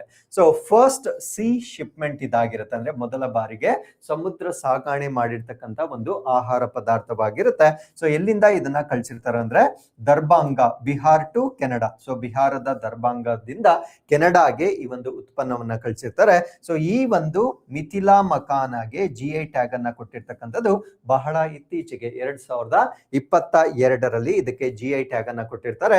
ಸೊ ಈ ಒಂದು ಮಕಾನ ಮೇಜರ್ ಪ್ರೊಡ್ಯೂಸರ್ ಯಾರು ಅಂದ್ರೆ ಬಿಹಾರ ಅತಿ ಹೆಚ್ಚಿನ ಉತ್ಪಾದಕ ರಾಜ್ಯವಾಗಿರುತ್ತೆ. ಭಾರತ ದೇಶದ ಒಟ್ಟು ಉತ್ಪಾದನೆಯ 85ರಿಂದ 90% ಮಕಾನವನ್ನ ಬಿಹಾರ್ ರಾಜ್ಯದಲ್ಲಿ ಉತ್ಪಾದನೆ ಮಾಡ್ತಕ್ಕಂಥದ್ದು. ಸೊ ಇದನ್ನ ಉತ್ಪಾದನೆ ಮಾಡ್ತಕ್ಕಂಥ ಪ್ರಮುಖ ಪ್ರದೇಶಗಳು ಯಾವುದು ಅಂದ್ರೆ ದರ್ಬಾಂಗ ಮತ್ತು ಮಧುಬಾನಿ ಅಂತ ಕರೀತೇವೆ. ಈ ಎರಡು ಪ್ರದೇಶಗಳಲ್ಲಿ ಅತಿ ಹೆಚ್ಚಿನ ಮಕಾನವನ್ನ ಉತ್ಪಾದನೆ ಮಾಡ್ತಕ್ಕಂಥದ್ದು. So with this let's get into next article. 33 projects approved under urban challenge fund since scheme launch. ಅಂದ್ರೆ ಈ ಅರ್ಬನ್ ಚಾಲೆಂಜ್ ಫಂಡ್ ಅಂತ ಒಂದು ಸ್ಕೀಮ್ ಅನ್ನ ಲಾಂಚ್ ಮಾಡಿದ್ದಾರೆ. ಈ ಸ್ಕೀಮ್ ಹಳೆಯದಾಗಿರುತ್ತೆ. ಸೊ ಇದೇನು ಅಂತ ನಾನು ಮುಂದೆ ಹೇಳ್ತೇನೆ. ಸೊ ಈ ಒಂದು ಸ್ಕೀಮ್ ನ ಅಡಿಯಲ್ಲಿ ಇದುವರೆಗೂ 33 ಯೋಜನೆಗಳನ್ನ ಅನುಮೋದನೆ ಮಾಡಲಾಗಿರುತ್ತೆ. ಸೊ ಈ ಒಂದು ಅರ್ಬನ್ ಚಾಲೆಂಜ್ ಫಂಡ್ ಏನಿರುತ್ತೆ, ಸೊ ಇದು ರಿಪೀಟೆಡ್ಲಿ ನಮ್ಮ ಎಕ್ಸಾಮ್ ಅಲ್ಲಿ ಬರ್ತಕ್ಕಂಥ ಒಂದು ಸಾಧ್ಯತೆ ಇರುತ್ತೆ. ಬಿಕಾಸ್ ಅರ್ಬನೈಸೇಷನ್ ಒಂದು ದೊಡ್ಡ ಸಮಸ್ಯೆ ಆಗಿರುತ್ತೆ ಭಾರತ ದೇಶಕ್ಕೆ. ಸೊ ಅದರಿಂದ ನಗರ ಪ್ರದೇಶಗಳಲ್ಲೆಲ್ಲ ಮೂಲ ಸೌಕರ್ಯಗಳನ್ನ ಅಭಿವೃದ್ಧಿ ಪಡಿಸಲಿಕ್ಕೆ ಕೇಂದ್ರ ಸರ್ಕಾರ ಲಾಂಚ್ ಮಾಡಿರ್ತಕ್ಕಂಥ ಒಂದು ಫಂಡ್ ಇದಾಗಿರುತ್ತೆ. ಸೊ ಇದರ ಅಡಿಯಲ್ಲಿ 33 ಪ್ರಾಜೆಕ್ಟ್ ಗಳನ್ನ ಇದುವರೆಗೂ ಅನುಮೋದನೆ ಮಾಡಲಾಗಿರುತ್ತೆ. ಸೊ ಈ ಒಂದು ಅರ್ಬನ್ ಚಾಲೆಂಜ್ ಫಂಡ್ ನ ಪ್ರಮುಖ ಉದ್ದೇಶ ಏನು ಅಂದ್ರೆ ಅರ್ಬನ್ ಇನ್ಫ್ರಾಸ್ಟ್ರಕ್ಚರ್ ಪ್ರಾಜೆಕ್ಟ್ಸ್, ಅಂದ್ರೆ ನಗರ ಪ್ರದೇಶದ ಮೂಲ ಸೌಕರ್ಯ ಯೋಜನೆಗಳಿಗೆ ಸಂಬಂಧಪಟ್ಟಂತೆ ಅರ್ಬನ್ ಚಾಲೆಂಜ್ ನ ಫಂಡ್ ನ ಅಡಿಯಲ್ಲಿ ಇದುವರೆಗೂ 33 ಯೋಜನೆಗಳನ್ನ ಕೇಂದ್ರ ಸರ್ಕಾರ ಅನುಮೋದನೆ ಕೊಟ್ಟಿರುತ್ತೆ. ಸೊ ಇದರಲ್ಲಿ ಅತಿ ಹೆಚ್ಚಿನ ರಾಜ್ಯಗಳು ಯಾವ ರಾಜ್ಯಗಳಲ್ಲಿ ಈ ಒಂದು ಅರ್ಬನ್ ಚಾಲೆಂಜ್ ಫಂಡ್ ನ ಅಡಿಯಲ್ಲಿ ಹೆಚ್ಚಿನ ಯೋಜನೆಗಳನ್ನ ಮಂಜೂರು ಮಾಡಲಾಗಿರುತ್ತೆ ಅಂದ್ರೆ Odisha is in the first place. 7 projects ಗಳನ್ನ ಇಲ್ಲಿ ಅಪ್ರೂವ್ ಮಾಡಿರ್ತಾರೆ. ಇದಾದ ನಂತರ ಮಧ್ಯಪ್ರದೇಶ ಮತ್ತು ಗುಜರಾತ್ ಸೊ 6 ಪ್ರಾಜೆಕ್ಟ್ ಗಳನ್ನ ಹೊಂದಿರುವ ಕಾರಣದಿಂದ 2ನೇ ಸ್ಥಾನದಲ್ಲಿರ್ತಕ್ಕಂಥ ರಾಜ್ಯಗಳಾಗಿ ನಾವು ನೋಡ್ಬೋದಾಗಿರುತ್ತೆ. ಸೊ ಈ ಒಂದು ಅರ್ಬನ್ ಚಾಲೆಂಜ್ ಫಂಡ್ ಏನಿರುತ್ತೆ, ಸೊ ಇದರಲ್ಲಿ ಕೇಂದ್ರ ಸರ್ಕಾರದ ಸಪೋರ್ಟ್ ಎಷ್ಟಿರುತ್ತೆ ಅಂದ್ರೆ 25% ಆಫ್ ದಿ ಪ್ರಾಜೆಕ್ಟ್ ಕಾಸ್ಟ್. ಇವಾಗ ಫಾರ್ ಎಕ್ಸಾಂಪಲ್ ಯಾವ್ದಾದ್ರು ಒಂದು ಮೂಲ ಸೌಕರ್ಯ ಅಭಿವೃದ್ಧಿಗೆ 100 ಕೋಟಿ ವೆಚ್ಚ ಆಗ್ತಾ ಇದ್ರೆ ಇದರಲ್ಲಿ 25 ಕೋಟಿಗಳಷ್ಟು ಹಣವನ್ನ ಕೇಂದ್ರ ಸರ್ಕಾರ ಈ ಒಂದು ಅರ್ಬನ್ ಚಾಲೆಂಜ್ ಫಂಡ್ ನ ಅಡಿಯಲ್ಲಿ ಸಪೋರ್ಟ್ ಮಾಡ್ತಕ್ಕಂಥದ್ದು. ಅಂಡ್ ಮಾರ್ಕೆಟ್ ಫಂಡಿಂಗ್ ಅಂದ್ರೆ ಮಿಕ್ಕಿದ ಹಣವನ್ನ ಎಲ್ಲಿಂದ ತಗೊಳ್ತಾರೆ ಅಂದ್ರೆ ಮಾರ್ಕೆಟ್ ಫಂಡಿಂಗ್ ಅನ್ನ ತಗೊಳ್ತಾರೆ. ಯಾವ ರೀತಿ ಅಂದ್ರೆ States and duties must mobilise at least 50%. ಆಯಾ ರಾಜ್ಯಗಳು ಮತ್ತು ಆಯಾ ಕೇಂದ್ರಾಡಳಿತ ಪ್ರದೇಶಗಳು ಕನಿಷ್ಠ ಪಕ್ಷ 50% ಆಫ್ ದಿ ಪ್ರಾಜೆಕ್ಟ್ ಕಾಸ್ಟ್ ಏನಿರುತ್ತೆ ಸೊ ಅದನ್ನ ಅವರು ಸಜ್ಜುಗೊಳಿಸಬೇಕಾಗಿರುತ್ತೆ. ಯಾವ್ದ್ರ ಮುಖಾಂತರ? ಮುನ್ಸಿಪಲ್ ಬಾಂಡ್ ಗಳ ಮುಖಾಂತರ, bank loan or public private partnership ಗಳ ಮುಖಾಂತರ 50% ಫಂಡ್ ಅನ್ನ ಆಯಾ ರಾಜ್ಯ ಸರ್ಕಾರಗಳು ಅಥವಾ ಯುಟಿಗಳು ಸಜ್ಜುಗೊಳಿಸಬೇಕಾಗಿರುತ್ತೆ. ಸೊ ಅಲ್ಲಿಗೆ 50% ಇಲ್ಲ ಆಯ್ತು, 25% ಅಂತಕ್ಕಂಥದ್ದು ಕೇಂದ್ರ ಸರ್ಕಾರದಿಂದ ಬರ್ತಕ್ಕಂಥದ್ದು. ಅಂಡ್ ಫಂಡ್ ಸೈಜ್ ಎಷ್ಟು ಅಂದ್ರೆ 1 lakh crore ಇನ್ ಸೆಂಟ್ರಲ್ ಫಂಡಿಂಗ್. ಕೇಂದ್ರ ಸರ್ಕಾರದಿಂದ ಒಟ್ಟು ಬಜೆಟ್ ನ ಗಾತ್ರ ಎಷ್ಟು ಅಂದ್ರೆ 1 ಲಕ್ಷ ಕೋಟಿ ಕೇಂದ್ರ ನಿಧಿಯಿಂದ ಈ ಒಂದು ಅರ್ಬನ್ ಚಾಲೆಂಜ್ ಫಂಡ್ ಅಂತಕ್ಕಂಥದ್ದು ಸಪೋರ್ಟ್ ಆಗಿರುತ್ತೆ. ಸೊ ಇದರ ಆಬ್ಜೆಕ್ಟಿವ್ ಅಥವಾ ಉದ್ದೇಶ ಏನು ಅಂದ್ರೆ use public funds to leverage private and institutional investment for urban development. ನಗರಾಭಿವೃದ್ಧಿಗೆ ಖಾಸಗಿ ಮತ್ತು ಸಾಂಸ್ಥಿಕ ಹೂಡಿಕೆಯನ್ನ ಬಳಸಿಕೊಂಡು ನಗರಗಳನ್ನ ಅಭಿವೃದ್ಧಿ ಮಾಡ್ತಕ್ಕಂಥ ಉದ್ದೇಶದಿಂದ ಈ ಒಂದು ಅರ್ಬನ್ ಚಾಲೆಂಜ್ ಫಂಡ್ ಅನ್ನ ಪ್ರಾರಂಭ ಮಾಡಲಾಗಿರುತ್ತೆ. ಸೊ ಅರ್ಬನ್ ಚಾಲೆಂಜ್ ಫಂಡ್ ನ ಬೇಸಿಕ್ಸ್ ಅನ್ನ ನಾವಿಲ್ಲಿ ಅರ್ಥ ಮಾಡ್ಕೊಳ್ಳೋಣ. ಸೊ ಈ ಒಂದು ಸ್ಕೀಮ್ ಏನಿದೆ ಇದು ಸೆಂಟ್ರಲಿ ಸ್ಪಾನ್ಸರ್ಡ್ ಸ್ಕೀಮ್ ಆಗಿದೆ, ಬಿಕಾಸ್ ಕೇವಲ 25% ಆಫ್ ದಿ ಫಂಡ್ ಅನ್ನ ಮಾತ್ರ ಕೇಂದ್ರ ಸರ್ಕಾರ ಕೊಡೋದ್ರಿಂದ ಸೊ ಇದನ್ನ ಕೇಂದ್ರ ಅನುದಾನಿತ ಯೋಜನೆ ಅಂತ ಹೇಳ್ಬೋದಾಗಿರುತ್ತೆ. ಸೊ ಇದು ministry of housing and urban development, ವಸತಿ ಮತ್ತೆ ನಗರ ಅಭಿವೃದ್ಧಿ ಸಚಿವಾಲಯದ ಅಡಿಯಲ್ಲಿ ಬರ್ತಕ್ಕಂತ ಒಂದು ಯೋಜನೆ ಆಗಿರುತ್ತೆ. ಸೊ ಇದರ ಆಬ್ಜೆಕ್ಟಿವ್ ಆಲ್ರೆಡಿ ಹೇಳಿದ್ದೇನೆ, ನಗರಾಭಿವೃದ್ಧಿಯನ್ನ ಮಾಡ್ತಕ್ಕಂಥದ್ದು, ಪಬ್ಲಿಕ್ ಫಂಡ್ ಅನ್ನ ಯೂಸ್ ಮಾಡಿಕೊಂಡು ಅಥವಾ ಮಾರ್ಕೆಟ್ ಫಂಡ್ ಅನ್ನ ಬಾರೋ ಮಾಡೋ ಮುಖಾಂತರ ಸೊ ನಗರಾಭಿವೃದ್ಧಿಯನ್ನ ಹೆಚ್ಚು ಮಾಡ್ತಕ್ಕಂಥದ್ದು.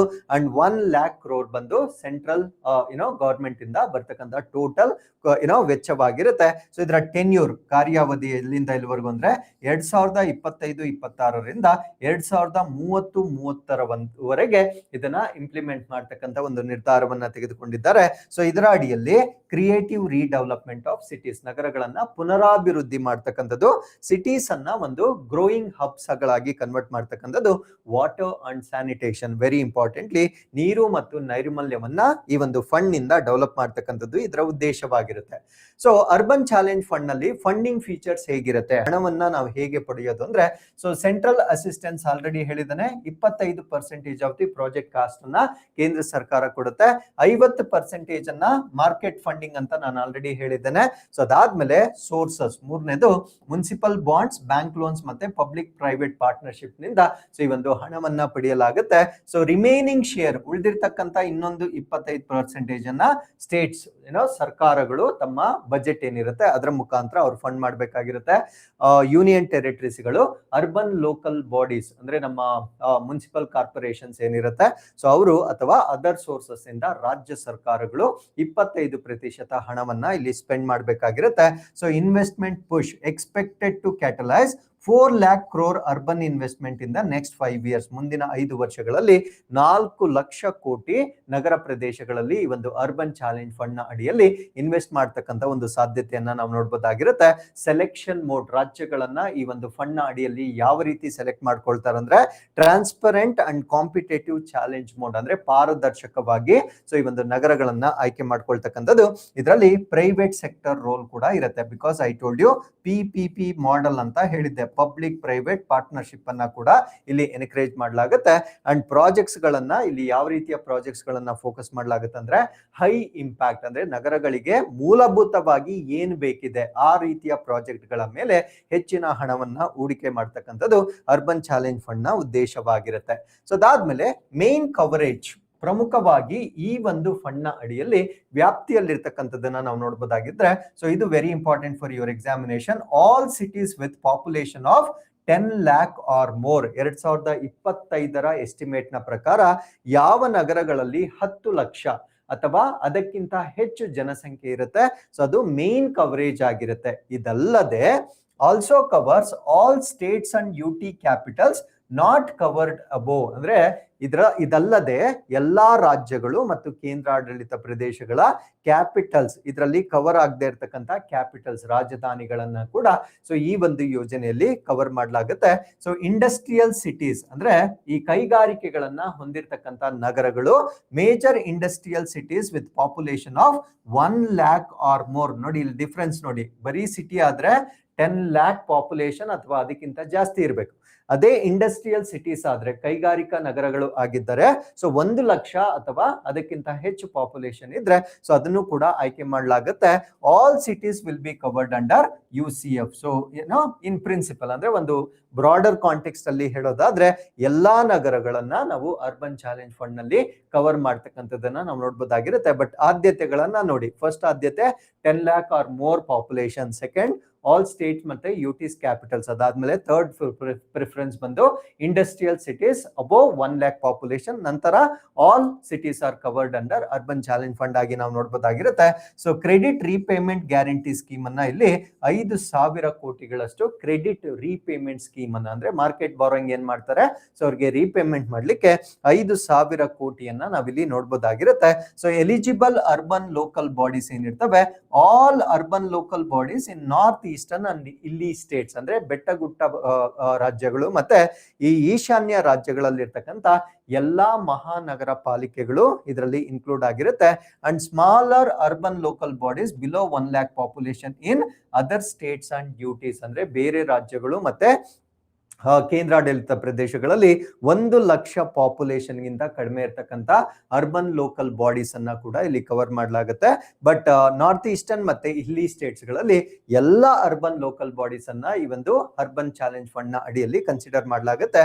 ಸೊ ಗ್ಯಾರಂಟಿ ಲಿಮಿಟ್ ಎಷ್ಟಿರುತ್ತೆ ಅಂದ್ರೆ up to 7 crore or 70% of the loan amount whichever is lower. ಅಂದ್ರೆ ಮಾರ್ಕೆಟ್ ಬಾರೋಯಿಂಗ್ ಏನ್ ಮಾಡ್ತಾರೆ ಅದರಲ್ಲಿ ಅಪ್ ಟು 7 crore ಅಥವಾ 70% ಆಫ್ ದಿ ಲೋನ್ ಅಮೌಂಟ್ ಏನಿರುತ್ತೆ ಸೊ ಇದರಲ್ಲಿ ಯಾವ್ದು ಕಡಿಮೆ ಇರುತ್ತೆ ಅಷ್ಟರವರೆಗೆ ಖಾತರಿ ಲಿಮಿಟ್ ಅನ್ನ ಈ ಒಂದು ಅರ್ಬನ್ ಚಾಲೆಂಜ್ ಫಂಡ್ ನಲ್ಲಿ ನೀಡ್ತಕ್ಕಂಥದ್ದು. ಸೊ ಇದರ ಪರ್ಪಸ್ ಏನು ಅಂದ್ರೆ help first time borrowers access market finance. ಅಂದ್ರೆ ಮಾರ್ಕೆಟ್ ಫಿನಾನ್ಸ್ ಅನ್ನ ಅಕ್ಸೆಸ್ ಮಾಡ್ಲಿಕ್ಕೆ ಫಸ್ಟ್ ಟೈಮ್ ಬಾರೋವರ್ಸ್ ಅನ್ನ ಎನ್ಕರೇಜ್ ಮಾಡುವ ಉದ್ದೇಶದಿಂದ ಸೊ ಈ ಒಂದು urban local urban challenge fund ಅನ್ನ ಲಾಂಚ್ ಮಾಡಲಾಗಿರುತ್ತೆ. ಸೊ ಇಷ್ಟು ಈ ಒಂದು ಪ್ರಾಜೆಕ್ಟ್ ಮತ್ತೆ ಬೇಸಿಕ್ ಅಪ್ಡೇಟ್ ಎಲ್ಲ ಕೂಡ ನಮಗೆ ಗೊತ್ತಿರಬೇಕಾಗಿರುತ್ತೆ. So next is environmental and environmental related issues ಅನ್ನ ಡಿಸ್ಕಸ್ ಮಾಡೋಣ. ಅದರಲ್ಲಿ ಚೋಳ ನಾಯ್ಕನ್ ಟ್ರೈಬ್ ಈಗ ಸುದ್ದಿಯಲ್ಲಿರುತ್ತೆ. ಸೊ ನಾನು ಯಾವಾಗ್ಲೂ ಹೇಳೋದಾಗೆ ಸೊ ಟ್ರೈಬ್ಸ್ ಏನೇನ್ ನ್ಯೂಸ್ ಅಲ್ಲಿ ಇರುತ್ತೆ ಪಕ್ಕ 100% ಕ್ವೆಶನ್ ಆಗುತ್ತೆ. ಸೊ ಕಂಪಲ್ಸರಿ ಯಾವ ಟ್ರೈಬ್ ಸುದ್ದಿಯಲ್ಲಿದೆ, ಯಾವ ರೀಸನ್ಗೆ ಸುದ್ದಿಯಲ್ಲಿದೆ, ಯಾವ ರಾಜ್ಯಕ್ಕೆ ಸಂಬಂಧಪಟ್ಟಿದ್ದರು, ಇದು ಕಂಪಲ್ಸರಿ ನೀವು ನೋಟ್ಸ್ ಮಾಡ್ಕೊಳ್ತಾ ಬನ್ನಿ. ಸೊ ಈಗ ಸುದ್ದಿಯಲ್ಲಿರ್ತಕ್ಕಂಥದ್ದು ಚೋಳ ನಾಯ್ಕನ್ ಟ್ರೈಬ್ ಆಗಿರುತ್ತೆ. ಬಿಕಾಸ್ ಅವರು ಕೇರಳಗೆ ಬಂದು ತಮ್ಮ ಗೌರ್ಮೆಂಟ್ ಡಾಕ್ಯುಮೆಂಟ್ಸ್ ಅನ್ನ ಸೊ ಸರ್ಕಾರಿ ದಾಖಲಾತಿಗಳನ್ನ ಇತ್ತೀಚೆಗೆ ಅವರು ರಿಸೀವ್ ಮಾಡಿರುವ ಕಾರಣದಿಂದ ಚೋಳ ನಾಯ್ಕನ್ ಟ್ರೈಬ್ ಈಗ ಸುದ್ದಿಯಲ್ಲಿದೆ. ಸೊ ಇವ್ರ ಬಗ್ಗೆ ನಾವು ತಿಳ್ಕೊಳ್ಳೋದಾದ್ರೆ ಸೊ ಇವರು indigenous hunter gatherer tribe of Kerala, ಕೇರಳಗೆ ಸಂಬಂಧಪಟ್ಟಿರ್ತಕ್ಕಂಥ ಸ್ಥಳೀಯ ಬೇಟೆಗಾರರ ಒಂದು ಬುಡಕಟ್ಟು ಜನಾಂಗ ಇವರಾಗಿರ್ತಾರೆ. ಸೊ ಇವರು ನೀಲಾಂಬೂರ್ ಕರುಲೈ ಫಾರೆಸ್ಟ್ ಅಲ್ಲಿ ಮಾತ್ರ ಇರ್ತಕ್ಕಂಥದ್ದು. ಇದು ನೀಲಗಿರಿ ಬಯೋಸ್ಪಿಯರ್ ರಿಸರ್ವ್ ವೆಸ್ಟರ್ನ್ ಘಾಟ್ಸ್ ನ ನೀಲಗಿರಿ ಬಯೋಸ್ಪಿಯರ್ ರಿಸರ್ವ್ ಏನಿರುತ್ತೆ ಅದರಲ್ಲಿ ಒಂದು ಭಾಗ, ಆ ಭಾಗವನ್ನ ನಾವು ನೀಲಾಂಬೂರ್ ಕರುಲೈ ಫಾರೆಸ್ಟ್ ಅಂತ ಕರೀತೇವೆ. ಸೊ ಇಲ್ಲಿ ಬಿಟ್ರೆ ಅವರು ಬೇರೆಲ್ಲೂ ಕೂಡ ಕಂಡು ಬರದೇ ಇರ್ತಕ್ಕಂಥ ಒಂದು ಬುಡಕಟ್ಟು ಜನಾಂಗವಾಗಿರುತ್ತೆ. ಸೊ ಇವರು PVTG ಅಡಿಯಲ್ಲಿ ರೆಕಗ್ನೈಸ್ ಆಗಿರ್ತಾರೆ. PVTG ಅಂದ್ರೆ ಏನು, ಪರ್ಟಿಕ್ಯುಲರ್ಲಿ ವಲ್ನರಬಲ್ ಟ್ರೈಬಲ್ ಪಾಪ್ಯುಲೇಷನ್ ಅಂತ ಕರೀತೇವೆ, ಟ್ರೈಬಲ್ ಗ್ರೂಪ್ ಅಂತ ನಾವೇನ್ ಕರೀತೇವೆ. ಸೊ ನಿರ್ದಿಷ್ಟವಾಗಿ ದುರ್ಬಲವಾಗಿರ್ತಕ್ಕಂಥ ಬುಡಕಟ್ಟು ಗುಂಪು ಅಂತ ನಾವೇನ್ ಹೇಳ್ತೇವೆ. ಸೊ ಭಾರತ ದೇಶದಲ್ಲಿ ಒಟ್ಟು ಈ ರೀತಿ 75 PVTGಗಳಿರ್ತಾರೆ. ಸೊ 75ರಲ್ಲಿ ಇವರು ಕೂಡ ಒಬ್ಬರಾಗಿರ್ತಾರೆ because of small population. PVTG ಅಂದ್ರೆ ಏನು ಅಂತ ನಾನು ಮುಂದೆ ಎಕ್ಸ್ಪ್ಲೇನ್ ಮಾಡ್ತೇನೆ. ಸೊ PVTGಯಲ್ಲಿ ಚೋಳ ನಾಯಕನ್ ಟ್ರೈಬ್ ಅನ್ನ ಕೂಡ ಸೇರಿಸಲಾಗಿರುತ್ತೆ. ಸದ್ಯಕ್ಕೆ ಈ ಪಾಯಿಂಟ್ ಅನ್ನ ನೆನ್ಪಿಟ್ಕೊಳ್ಳಿ. ಸೊ ಅವರು ಕೇವ್ ಡ್ವೆಲ್ಲರ್ಸ್ ಆಗಿರ್ತಾರೆ, ಅಂದ್ರೆ ಗುಹೆಗಳಲ್ಲಿ ವಾಸ ಮಾಡ್ತಕ್ಕಂಥ ಒಂದು ಬುಡಕಟ್ಟು ಜನಾಂಗವಾಗಿರುತ್ತೆ. ಸೊ ಇವರನ್ನ ಕೇವ್ ಮೆನ್ ಆಫ್ ಕೇರಳ ಅಂತ ಕರೀತಾರೆ, ಕೇರಳದ ಗುಹಾವಾಸಿಗಳು ಅಂತ ಇವರನ್ನ ಹೇಳಲಾಗುತ್ತೆ. Asia's last surviving cave dwelling communities, ಏಷ್ಯಾದಲ್ಲಿನೇ ಇಂದಿಗೂ ಕೂಡ ಗುಹೆಗಳಲ್ಲಿ ಬದುಕ್ತಕ್ಕಂಥ ಏಕೈಕ ಅಥವಾ ಕೊನೆಯ ಸಮುದಾಯವಾಗಿ ನಾವು ಈ ಒಂದು ಬುಡಕಟ್ಟು ಜನಾಂಗವನ್ನ ನೋಡ್ಬೋದಾಗಿರುತ್ತೆ.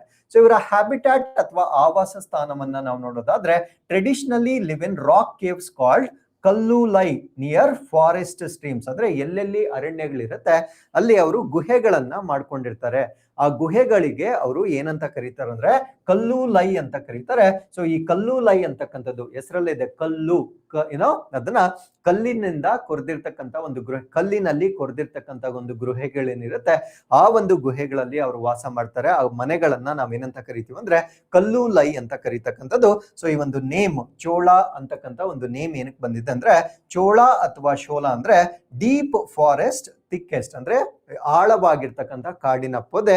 ಅಂಡ್ ನಾಯಕನ್ ಅಂದ್ರೆ ಕಿಂಗ್ ಅಂತಕ್ಕಂಥದ್ದು, ಅಂದ್ರೆ ಆಳವಾದ ಪೊದೆಗಳ ಒಂದು ನಾಯಕ ಅನ್ನುವ ಒಂದು ಹೆಸರನ್ನ ಚೋಳ ನಾಯಕನ್ ಅಂತಕ್ಕಂಥ ಒಂದು ಹೆಸರನ್ನ ಅವರು ಇಟ್ಕೊಂಡಿರ್ತಾರೆ. ಸೊ ಇವರ ಸೋಷಿಯಲ್ ಗ್ರೂಪ್ ಅನ್ನ ನಾವು ನೋಡೋದಾದ್ರೆ ಅವರು ಚಿಕ್ಕ ಚಿಕ್ಕ ಗುಂಪುಗಳಲ್ಲಿ ವಾಸ ಮಾಡ್ತಾರೆ. ಆ ಸ್ಮಾಲ್ ಗ್ರೂಪ್ಸ್ ಅನ್ನ ನಾವೇನಂತ ಕರಿತೀವಿ ಅಂದ್ರೆ ಜನ್ಮನ್ ಅಂತ ಕರಿತೇವೆ. ಸೊ ಜನ್ಮನ್ ಅಂತಕ್ಕಂಥ ಚಿಕ್ಕ ಚಿಕ್ಕ ಗುಂಪುಗಳಲ್ಲಿ ವಾಸ ಮಾಡ್ತಕ್ಕಂಥ ಜನಾಂಗವಾಗಿರುತ್ತೆ. ಸೊ ಅವರು ಮಾತಾಡ್ತಕ್ಕಂಥ ಒಂದು ಭಾಷೆಯನ್ನ ನಾವೇನಂತ ಕರಿತೀವಿ ಅಂದ್ರೆ ಚೋಳ ನಾಯ್ಕನ್ ಅಂತ ಕರಿತೇವೆ. ಸೊ ಇದು ಡ್ರವಿಡಿಯನ್ ಲ್ಯಾಂಗ್ವೇಜ್ ಫ್ಯಾಮಿಲಿಗೆ ಸೇರಿರ್ತಕ್ಕಂಥ ಒಂದು ಭಾಷೆ ಆಗಿರುತ್ತೆ. ಸೊ ಈ ಒಂದು ಭಾಷೆಯನ್ನ ಅವರು ಮಾತನಾಡ್ತಕ್ಕಂಥದ್ದು.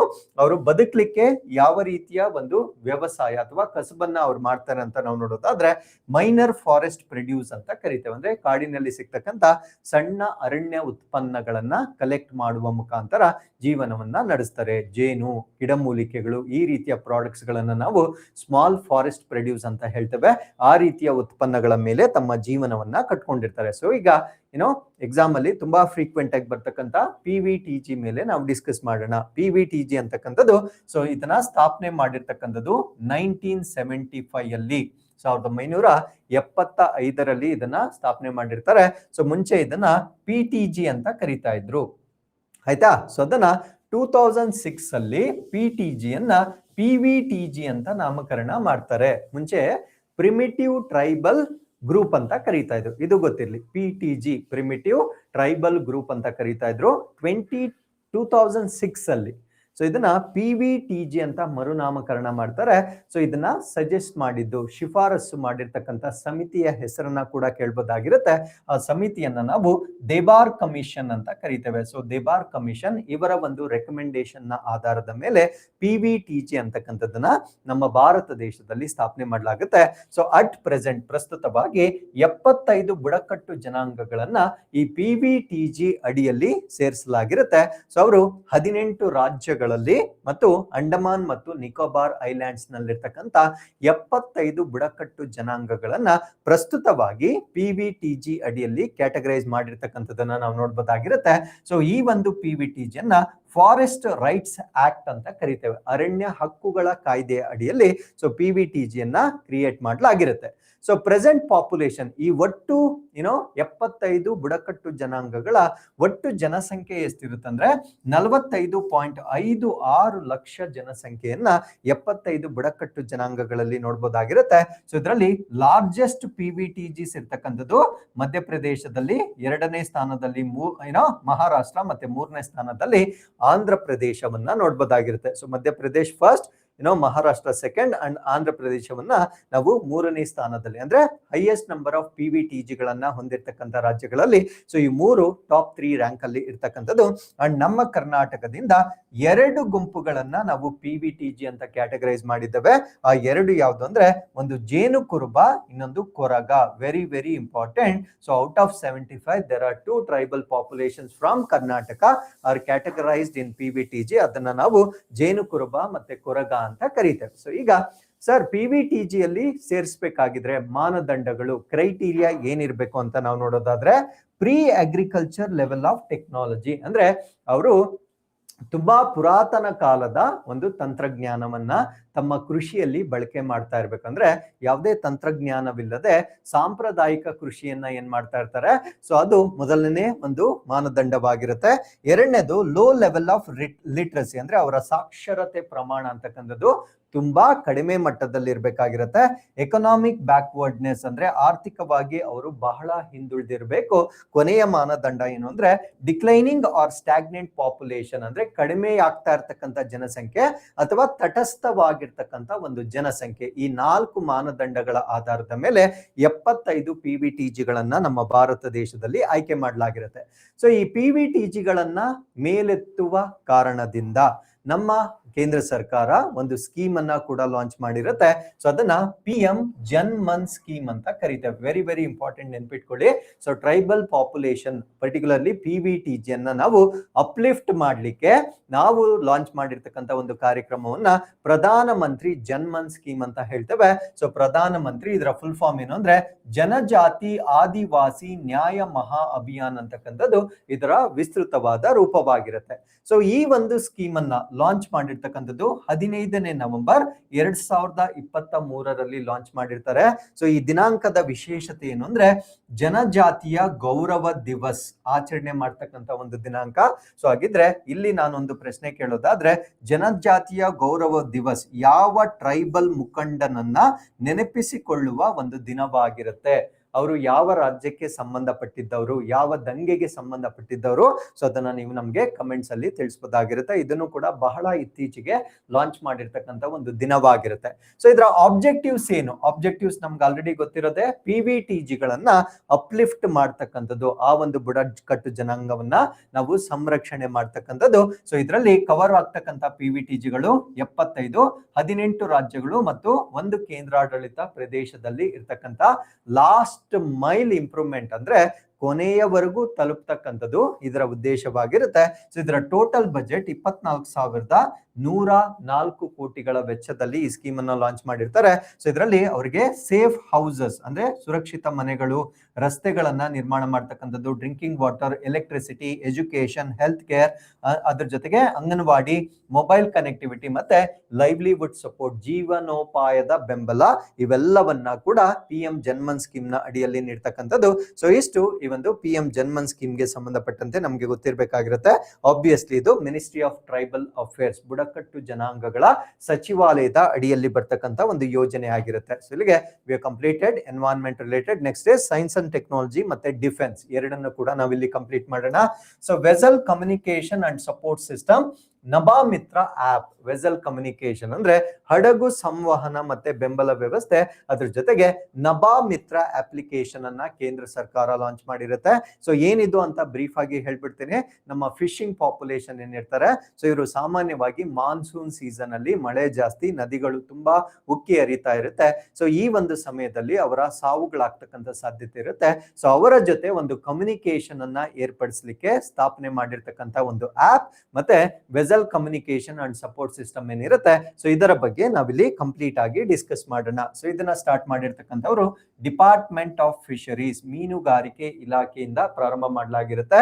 So this is nationwide roll out of vessel communication and support system under the Pradhan Mantri ಮತ್ಸ್ಯ ಸಂಪದ ಯೋಜನಾ, ಪ್ರಧಾನ ಮಂತ್ರಿ ಮತ್ಸ್ಯ ಸಂಪದ ಯೋಜನೆ ಅಡಿಯಲ್ಲಿ ಸೊ ಇದನ್ನ ಈಗ ಭಾರತ ದೇಶದಾದ್ಯಂತ ಫಿಶರಿ ಡಿಪಾರ್ಟ್ಮೆಂಟ್ ನ ವತಿಯಿಂದ ಇದನ್ನ ಲಾಂಚ್ ಮಾಡಲಾಗಿರುತ್ತೆ.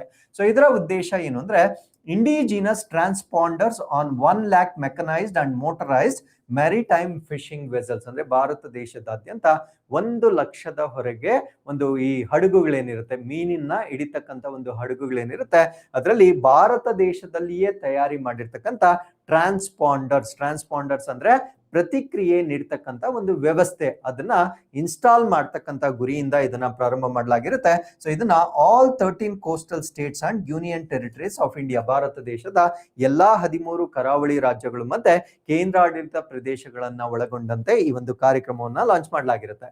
ಸೊ ಇದರಲ್ಲಿ ಎಲಿಜಿಬಲ್ ಫಿಶರ್ಮೆನ್, ಯಾರ್ಯಾರು ಅರ್ಹ ಮೀನುಗಾರರು ಇರ್ತಾರೆ, ಸೊ ಇವರಿಗೆ ಈ ಒಂದು ಟ್ರಾನ್ಸ್ಪಾಂಡರ್ಸ್ ಅನ್ನ ಫ್ರೀ ಆಫ್ ಕಾಸ್ಟ್, ಯಾವುದೇ ಒಂದು ಬೆಲೆಯನ್ನ ನಿಗದಿಪಡಿಸದೆ ಈ ಒಂದು ಟ್ರಾನ್ಸ್ಪಾಂಡರ್ಸ್ ಅನ್ನ ಇನ್ಸ್ಟಾಲ್ ಮಾಡಲಾಗುತ್ತೆ.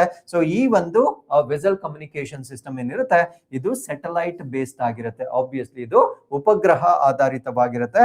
2-ವೇ ಕಮ್ಯುನಿಕೇಶನ್ ಅಂದ್ರೆ ಎರಡು ದಿಕ್ಕುಗಳಲ್ಲಿ ನಾವೇನ್ ಫೋನ್ ಅಲ್ಲಿ ಹೇಗೆ ಮಾತಾಡ್ತೇವೆ, ಸೊ ಆ ರೀತಿ 2-ವೇ ಕಮ್ಯುನಿಕೇಶನ್ ಸಿಸ್ಟಮ್ ಇರುತ್ತೆ for fisherman at the sea, ಸಮುದ್ರದಲ್ಲಿರ್ತಕ್ಕಂಥ ಫಿಶರ್ ಮ್ಯಾನ್ ಅನ್ನ ಸಪೋರ್ಟ್ ಮಾಡ್ತಕ್ಕಂಥ ಒಂದು ವ್ಯವಸ್ಥೆ ಆಗಿರುತ್ತೆ. ಸೊ ಇದರಲ್ಲಿ ಅರ್ತ್ ಸ್ಟೇಷನ್ಸ್ ಅಂದ್ರೆ ಭೂ ಕೇಂದ್ರಗಳು, ಅಂದ್ರೆ ಅವ್ರ ಜೊತೆ ಕಮ್ಯುನಿಕೇಟ್ ಮಾಡ್ಲಿಕ್ಕೆ ಅರ್ತ್ ಸ್ಟೇಷನ್ ಅನ್ನ ಕ್ರಿಯೇಟ್ ಮಾಡ್ತಾರೆ. Communication infrastructure and regional language ಅನ್ನ ಸಪೋರ್ಟ್ ಮಾಡ್ಲಿಕ್ಕೆ ನಭಾಮಿತ್ರ ಅಪ್ಲಿಕೇಶನ್ ಅನ್ನ ಯೂಸ್ ಮಾಡ್ತಾರೆ. ಬಿಕಾಸ್ ಬೇರೆ ಬೇರೆ ರಾಜ್ಯದ ಮೀನುಗಾರರು ಬೇರೆ ಬೇರೆ ಭಾಷೆಗಳನ್ನ ಮಾತನಾಡುವ ಕಾರಣದಿಂದ ಲ್ಯಾಂಗ್ವೇಜ್ ಕೂಡ ಸಪೋರ್ಟ್ ಆಗಬೇಕು. ಆ ಲ್ಯಾಂಗ್ವೇಜ್ ಅನ್ನ ಸಪೋರ್ಟ್ ಮಾಡ್ಲಿಕ್ಕೆ ನಭಾಮಿತ್ರ ಅಪ್ಲಿಕೇಶನ್ ಅನ್ನ ಯೂಸ್ ಮಾಡ್ತಾರೆ. ಬಟ್ ಎಕ್ಸಾಮ್ ಅಲ್ಲಿ ನೆನ್ಪಿಟ್ಕೊಳ್ಳಿ, ಭಾಷಿಣಿ ಅಂತ ಒಂದು ಅಪ್ಲಿಕೇಶನ್ ಕೊಡ್ತಾರೆ. So most of the students Bhashini application ಅನ್ನ ಇಲ್ಲಿಗೆ ಮಾರ್ಕ್ ಮಾಡ್ತಕ್ಕಂಥ ಒಂದು ಸಾಧ್ಯತೆ ಇರುತ್ತೆ. ಸೊ ಭಾಷಿಣಿನ ನಾವು ತುಂಬಾ ಕಡೆ ಯೂಸ್ ಮಾಡ್ತೇವೆ, ಬೇರೆ ಎಲ್ಲ ಸ್ಕೀಮ್ಗಳಲ್ಲಿ ಯೂಸ್ ಮಾಡ್ತೇವೆ. ಬಟ್ ಇದರಲ್ಲಿ ನಾವು ಯೂಸ್ ಮಾಡ್ತಕ್ಕಂಥ ಒಂದು ಅಪ್ಲಿಕೇಶನ್ ಯಾವ್ದಾಗಿರುತ್ತೆ ಅಂದ್ರೆ ನಭಾಮಿತ್ರ ಆಗಿರುತ್ತೆ. ಅದನ್ನ ನೀವು ನೆನ್ಪಿಟ್ಕೊಳ್ಬೇಕು. ಅದಾದ್ಮೇಲೆ it is implemented with technical support from Indian space research organisation. ಅಂದ್ರೆ ಇದನ್ನ ಯಾರು ಸಪೋರ್ಟ್ ಮಾಡಿದ್ದಾರೆ ಈ ಸಿಸ್ಟಮ್ ಅನ್ನ ಡೆವಲಪ್ ಮಾಡ್ಲಿಕ್ಕೆ ಅಂದ್ರೆ ನಮ್ಮ ಭಾರತ ದೇಶದ ಹೆಮ್ಮೆಯ ರಕ್ಷಣಾ ಬಾಹ್ಯಾಕಾಶ ಸಂಸ್ಥೆ ಆಗಿರ್ತಕ್ಕಂಥ ಇಸ್ರೋದವರ ಬೆಂಬಲದೊಂದಿಗೆ ಇದನ್ನ develop ಮಾಡಲಾಗಿರುತ್ತೆ.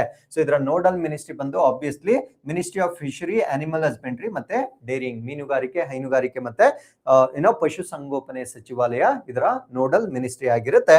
The centre and state will share the cost in 60-40 ratio. ಕೇಂದ್ರ ಸರ್ಕಾರ 60%, ರಾಜ್ಯ ಸರ್ಕಾರ 40% ವೆಚ್ಚವನ್ನ ಈ ಒಂದು ಕಾರ್ಯಕ್ರಮಕ್ಕೆ ಅವರು ಬಳಸಬೇಕಾಗಿರುತ್ತೆ.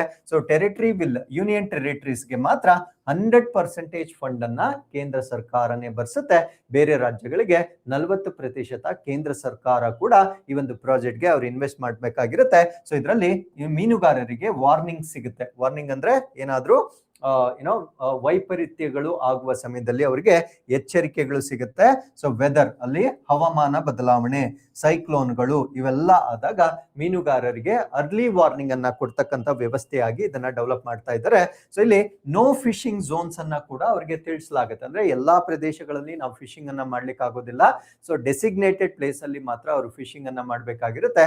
ಅವ್ರೇನಾದ್ರೂ ಆ ಒಂದು ಬೌಂಡ್ರಿಯನ್ನ ಕ್ರಾಸ್ ಮಾಡಿದಾಗ ಮೀನುಗಾರಿಕೆ ನಿರ್ಬಂಧವಾಗಿರ್ತಕ್ಕಂಥ ಪ್ರದೇಶಗಳ ವಾರ್ನಿಂಗ್ ಅನ್ನು ಕೂಡ ಈ ಸಿಸ್ಟಮ್ ಅಲ್ಲಿ ಕೊಡಲಾಗುತ್ತೆ.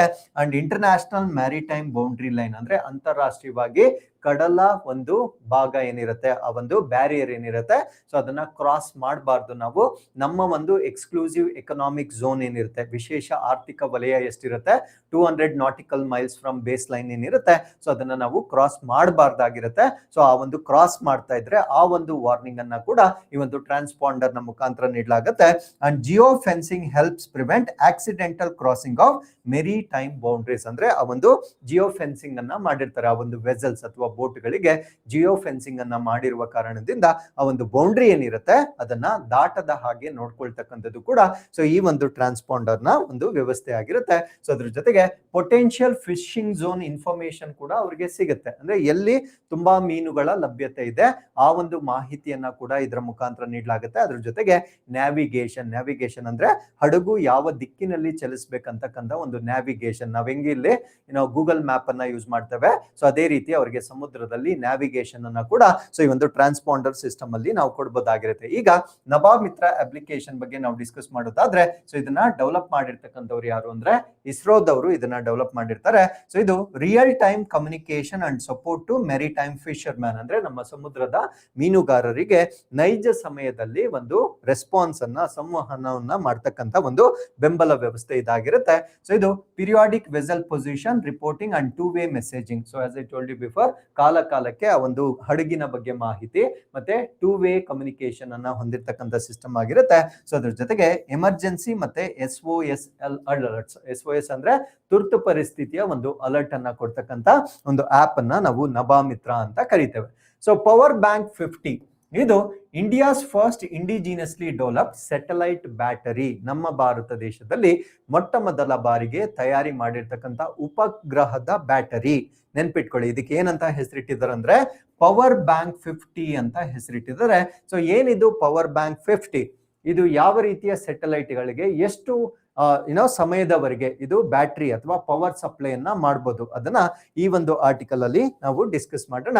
ಸೊ ಇದು ಇಂಡಿಜಿನಿಯಸ್ಲಿ ಡೆವಲಪ್ ಆಗಿರುತ್ತೆ. ಇಷ್ಟು ದಿನ ನಾವು ಬೇರೆ ರಾಷ್ಟ್ರಗಳಿಂದ ಪರ್ಚೇಸ್ ಮಾಡಬೇಕಾಗಿತ್ತು.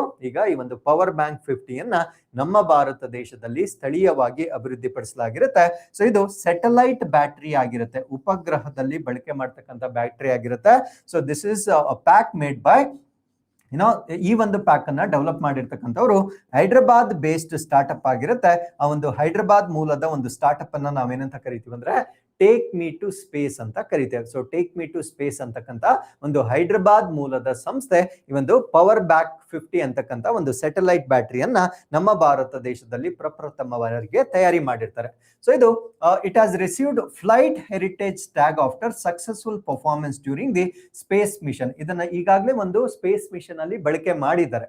ಸೊ ಆ ಸ್ಪೇಸ್ ಮಿಷನ್ ಅಲ್ಲಿ ಬಳಕೆ ಮಾಡಿದ ನಂತರ ಇದಕ್ಕೆ ಫ್ಲೈಟ್ ಹೆರಿಟೇಜ್ ಅಂತಕ್ಕಂಥ ಒಂದು ಮಾನ್ಯತೆ, ವಿಮಾನ ಪರಂಪರೆ ಅಂತಕ್ಕಂಥ ಒಂದು ಟ್ಯಾಗ್ ಅನ್ನ ಕೂಡ ಈ ಒಂದು ಬ್ಯಾಟರಿಗೆ ನೀಡಲಾಗಿರುತ್ತೆ. So it is described as India's first indigenous satellite battery to achieve flight heritage status. ಅಂದ್ರೆ ನಮ್ಮ ಭಾರತ ದೇಶದಲ್ಲಿ ಈ ಒಂದು ಫ್ಲೈಟ್ ಹೆರಿಟೇಜ್ ಸ್ಥಾನಮಾನವನ್ನ ಪಡೆದುಕೊಂಡಿರ್ತಕ್ಕಂಥ ಮೊದಲ ಸ್ಥಳೀಯ ಉಪಗ್ರಹ ಬ್ಯಾಟರಿಯಾಗಿ ನಾವು ಇದನ್ನ ಪರಿಗಣಿಸಬಹುದಾಗಿರುತ್ತೆ. So the battery flew aboard Skyroot aerospace's Vikram 1. So Skyroot ಇಂದ ಏರೋಸ್ಪೇಸ್ ನ ವಿಕ್ರಮ್ 1 ಅಂತಕ್ಕಂಥ ಒಂದು ಲಾಂಚ್ ಏನಿರುತ್ತೆ ಆ ಒಂದು ಲಾಂಚ್ ಅಲ್ಲಿ ಈ ಬ್ಯಾಟರಿಯನ್ನ ಬಳಕೆ ಮಾಡಲಾಗಿರುತ್ತೆ. So this is made in mission Agaman. So mission Agaman ಅಂತ ನಾವೇನ್ ಕರಿತೇವೆ. ಸೊ ಮೊಟ್ಟ ಮೊದಲ ಮಿಷನ್ ಆಗಮನ್ ಅಂತಕ್ಕಂಥ ಒಂದು ಲಾಂಚ್ ನಲ್ಲಿ ಈ ಬ್ಯಾಟರಿಯನ್ನ ಮೊಟ್ಟ ಮೊದಲ ಬಾರಿಗೆ ಬಳಕೆ ಮಾಡಿರ್ತಕ್ಕಂಥದ್ದು ಕೂಡ ನಿಮ್ಗೆ ಗೊತ್ತಿರಬೇಕಾಗಿರುತ್ತೆ. ಸೊ ಈ ಪವರ್ ಬ್ಯಾಕ್ 50 ಅಂತಕ್ಕಂಥದ್ದು ಪವರ್ಡ್ ಕಾಸ್ಮೋಸರ್ ಸ್ಪೇಸಸ್ ಎಕ್ಸ್ಪೆರಿಮೆಂಟಲ್ ಪೇಲೋಡ್. ಅಂದ್ರೆ ಅವ್ರು ಏನ್ ಲಾಂಚ್ ಮಾಡಿರ್ತಾರೆ ಆ ಲಾಂಚ್ ಅಲ್ಲಿ ಈ ಒಂದು ಪವರ್ ಬ್ಯಾಕ್ 50 ಅಂತಕ್ಕಂಥದ್ದು ಯಾವ ಪೇಲೋಡ್ಗೆ ಎನರ್ಜಿಯನ್ನ ಕೊಟ್ಟಿರುತ್ತಂದ್ರೆ cosmos serve spaces experimental payload ಏನಿರುತ್ತೆ. ಪೇಲೋಡ್ ಅಂದ್ರೆ ನಾವ್ ಏನೇನು ಸೈಂಟಿಫಿಕ್ ಇನ್ಸ್ಟ್ರೂಮೆಂಟ್ಸ್ ಅನ್ನ ಆ ರಾಕೆಟ್ ನ ಮುಖಾಂತರ ಲಾಂಚ್ ಮಾಡಿರ್ತೇವೆ ಅವುಗಳನ್ನ ಪೇಲೋಡ್ ಅಂತ ಕರೀತೇವೆ. ಆ ರೀತಿಯ ಒಂದು cosmos serve spaces experimental payload ಏನಿರುತ್ತೆ, ಸೊ ಅದಕ್ಕೆ ಇದು ಎನರ್ಜಿಯನ್ನ ಸಪ್ಲೈ ಮಾಡಿರುತ್ತೆ on rockets orbital adjustment module. ಅಂದ್ರೆ ಆ ಒಂದು ರಾಕೆಟ್ ನ ಆರ್ಬಿಟಲ್ ಅಡ್ಜಸ್ಟ್ಮೆಂಟ್ ಮಾಡ್ಯೂಲ್ ಏನಿರುತ್ತೆ, ಕಕ್ಷೆಯನ್ನ ನಿರ್ಧರಿಸತಕ್ಕಂತ ಒಂದು ಮಾಡ್ಯೂಲ್ ಏನಿರುತ್ತೆ, ಅದಕ್ಕೆ ಪವರ್ ಸಪ್ಲೈ ಮಾಡಿರ್ತಕ್ಕಂತ ಒಂದು ಬ್ಯಾಟರಿಯನ್ನ ನಮ್ಮ ಭಾರತ ದೇಶದಲ್ಲಿ ಸ್ಥಳೀಯವಾಗಿ ಅಭಿವೃದ್ಧಿಪಡಿಸಿರ್ತಾರೆ. The payload operated at an altitude of approximately 450 kilometres. ನಮ್ಮ ಭೂಮಿಯಿಂದ 450 ಕಿಲೋಮೀಟರ್ ಎತ್ತರದಲ್ಲಿ ಸೊ ಈ ಒಂದು ಬ್ಯಾಟರಿ ಆಪರೇಟ್ ಆಗಿರ್ತಕ್ಕಂಥದ್ದು ತನ್ನ ಕಾರ್ಯದಕ್ಷತೆಯನ್ನ ಸೂಚಿಸುತ್ತೆ. The battery function successfully during launch and under vacuum. Vacuum ಅಂದ್ರೆ ನಿರ್ವಾತ ಪ್ರದೇಶದಲ್ಲೂ ಕೂಡ ಅದು ಸಕ್ಸಸ್ಫುಲ್ ಆಗಿ ಕೆಲಸ ಮಾಡಿದೆ. ರೇಡಿಯೇಷನ್ ಆಬ್ವಿಯಸ್ಲಿ ನಾವು ಮೇಲಕ್ಕೆ ಹೋಗ್ತಾ ಹೋಗ್ತಾ ಕಾಸ್ಮಿಕ್ ರೇಡಿಯೇಷನ್ಸ್ ಹೆಚ್ಚಾಗ್ತಾ ಇರುತ್ತೆ, ಅದರ ಇನ್ಫ್ಲೂಯೆನ್ಸ್ ಅಲ್ಲೂ ಕೂಡ ಇದು ಕೆಲಸ ಮಾಡಿದೆ. ಎಕ್ಸ್ಟ್ರೀಮ್ ಟೆಂಪರೇಚರ್ ವೇರಿಯೇಷನ್ಸ್ ಹೋಗ್ತಾ ಹೋಗ್ತಾ ತಾಪಮಾನದಲ್ಲಿ ಬಹಳ ವ್ಯತ್ಯಾಸಗಳಾಗುತ್ತೆ. ಸೊ ಇಷ್ಟೆಲ್ಲಾ ವ್ಯತ್ಯಾಸಗಳ ನಡುವೆಯೂ ಕೂಡ ಇದು ಫಂಕ್ಷನ್ ಆಗಿರ್ತಕ್ಕಂಥ ಒಂದು ಬ್ಯಾಟರಿ ಆಗಿರುತ್ತೆ. So it is compact lithium ion battery pack design for cubesat and micro satellites. ಅಂದ್ರೆ ಕ್ಯೂಬ್ಸ್ಯಾಟ್ಸ್ ಅಂದ್ರೆ ತುಂಬಾ ಚಿಕ್ಕದು, ಮೈಕ್ರೋ ಸ್ಯಾಟಲೈಟ್ಸ್ ಅಂತ ಕರೀತೇವೆ. ಸೊ ಈ ರೀತಿಯ ಸಣ್ಣ ಗಾತ್ರದ ಉಪಗ್ರಹಗಳಿಗೆ ಶಕ್ತಿಯನ್ನ ನೀಡುವ ಉದ್ದೇಶದಿಂದ ಈ ಒಂದು ಪವರ್ ಬ್ಯಾಕ್ 50 ಡೆವಲಪ್ ಮಾಡಲಾಗಿರುತ್ತೆ. ನೋಡಿ, ಇದರ ಗಾತ್ರ ಕೇವಲ 380 ಗ್ರಾಮ್. ನಾವೊಂದು ಬುಕ್ ಅನ್ನ ಇಟ್ಕೊಳ್ತೇವೆ, ಸ್ಮಾಲ್ ಬುಕ್ ಏನಿರುತ್ತೆ ಅಷ್ಟು ವೆಯ್ಟ್ ಅನ್ನ ಮಾತ್ರ ಹೊಂದಿರತಕ್ಕಂತ ಒಂದು ಬ್ಯಾಟರಿ ಇದಾಗಿರುತ್ತೆ. And it can store more than 50 watt hours of energy. ಅದಕ್ಕೆ ಇಲ್ಲಿ 50 ಅಂತ ನಾವು ಯೂಸ್ ಮಾಡಿದ್ದೇವೆ. 50 ವ್ಯಾಟ್ ಗಂಟೆಗಳಿಗಿಂತ ಹೆಚ್ಚಿನ ಶಕ್ತಿಯನ್ನ ಇದು ತನ್ನಲ್ಲಿ ಸಂಗ್ರಹ ಮಾಡ್ತಕ್ಕಂತ ಒಂದು ಕೆಪಾಸಿಟಿ ಇರುತ್ತೆ. So multiple units can be stack to meet the power requirement of larger small satellite missions. ಅಂದ್ರೆ ಒಂದೇ ಬ್ಯಾಟರಿಯನ್ನ ಯೂಸ್ ಮಾಡದೆ ಅನೇಕ ಬ್ಯಾಟರಿಗಳನ್ನ ಜೋಡಿಸುವ ಮುಖಾಂತರ ಹೆಚ್ಚಿನ ಪವರ್ ಅನ್ನ ಸಪ್ಲೈ ಮಾಡ್ತಕ್ಕಂತ ಒಂದು ಸಾಧ್ಯತೆ ಕೂಡ ಇರುತ್ತೆ. ಯಾಕೆ ಸರ್ ಇಷ್ಟು ಬ್ಯಾಟರಿ ಮಾಡೋ ಬದಲು ಒಂದು ದೊಡ್ಡ ಬ್ಯಾಟರಿ ಮಾಡಬಹುದಾಗಿತ್ತಲ್ಲ ಅಂತ ಡೌಟ್ ಬರುತ್ತೆ. ಬಿಕಾಸ್ ನಾವ್ ಏನಾದ್ರೂ ಬಾಹ್ಯಾಕಾಶಕ್ಕೆ ಲಾಂಚ್ ಮಾಡಿದಾಗ ಅದರ ಗಾತ್ರ ಕೂಡ ನಮ್ಗೆ ತುಂಬಾ ಇಂಪಾರ್ಟೆಂಟ್ ಆಗುತ್ತೆ. ಅದು ಕಡಿಮೆ ಜಾಗವನ್ನ ತಗೋಬೇಕು, ಕಡಿಮೆ ತೂಕ ಇರಬೇಕು, ಇವೆಲ್ಲ ಕ್ಯಾಲ್ಕುಲೇಟ್ ಮಾಡಲಾಗುತ್ತೆ. ಸೊ ಅದರಿಂದ ಇದು ತುಂಬಾ ಹ್ಯಾಂಡಿ ಆಗಿರ್ತಕ್ಕಂಥ ಒಂದು ಬ್ಯಾಟರಿ ಆಗಿರುತ್ತೆ. So it is designed for an operational life of up to 5 years in low earth orbits. ಅಂದ್ರೆ ಭೂಮಿಯ ಕೆಳ ಕಕ್ಷೆಗಳಲ್ಲಿ 5 ವರ್ಷದವರೆಗೆ ಕಾರ್ಯಾಚರಣೆ ಮಾಡಬಹುದಾಗಿರ್ತಕ್ಕಂಥ ಸಾಮರ್ಥ್ಯ ಈ ಒಂದು ಬ್ಯಾಟರಿಯಲ್ಲಿ ಇರುತ್ತೆ. So with this next update is Magellanic bridge, two nearby galaxies. So ಇತ್ತೀಚೆಗೆ ಒಂದು 2 ಗ್ಯಾಲಕ್ಸಿಗಳ ನಡುವೆ ಒಂದು ಬ್ರಿಡ್ಜ್ ಅನ್ನ, ಸೇತುವೆಯನ್ನ ಪತ್ತೆ ಹಚ್ಚಲಾಗಿರುತ್ತೆ.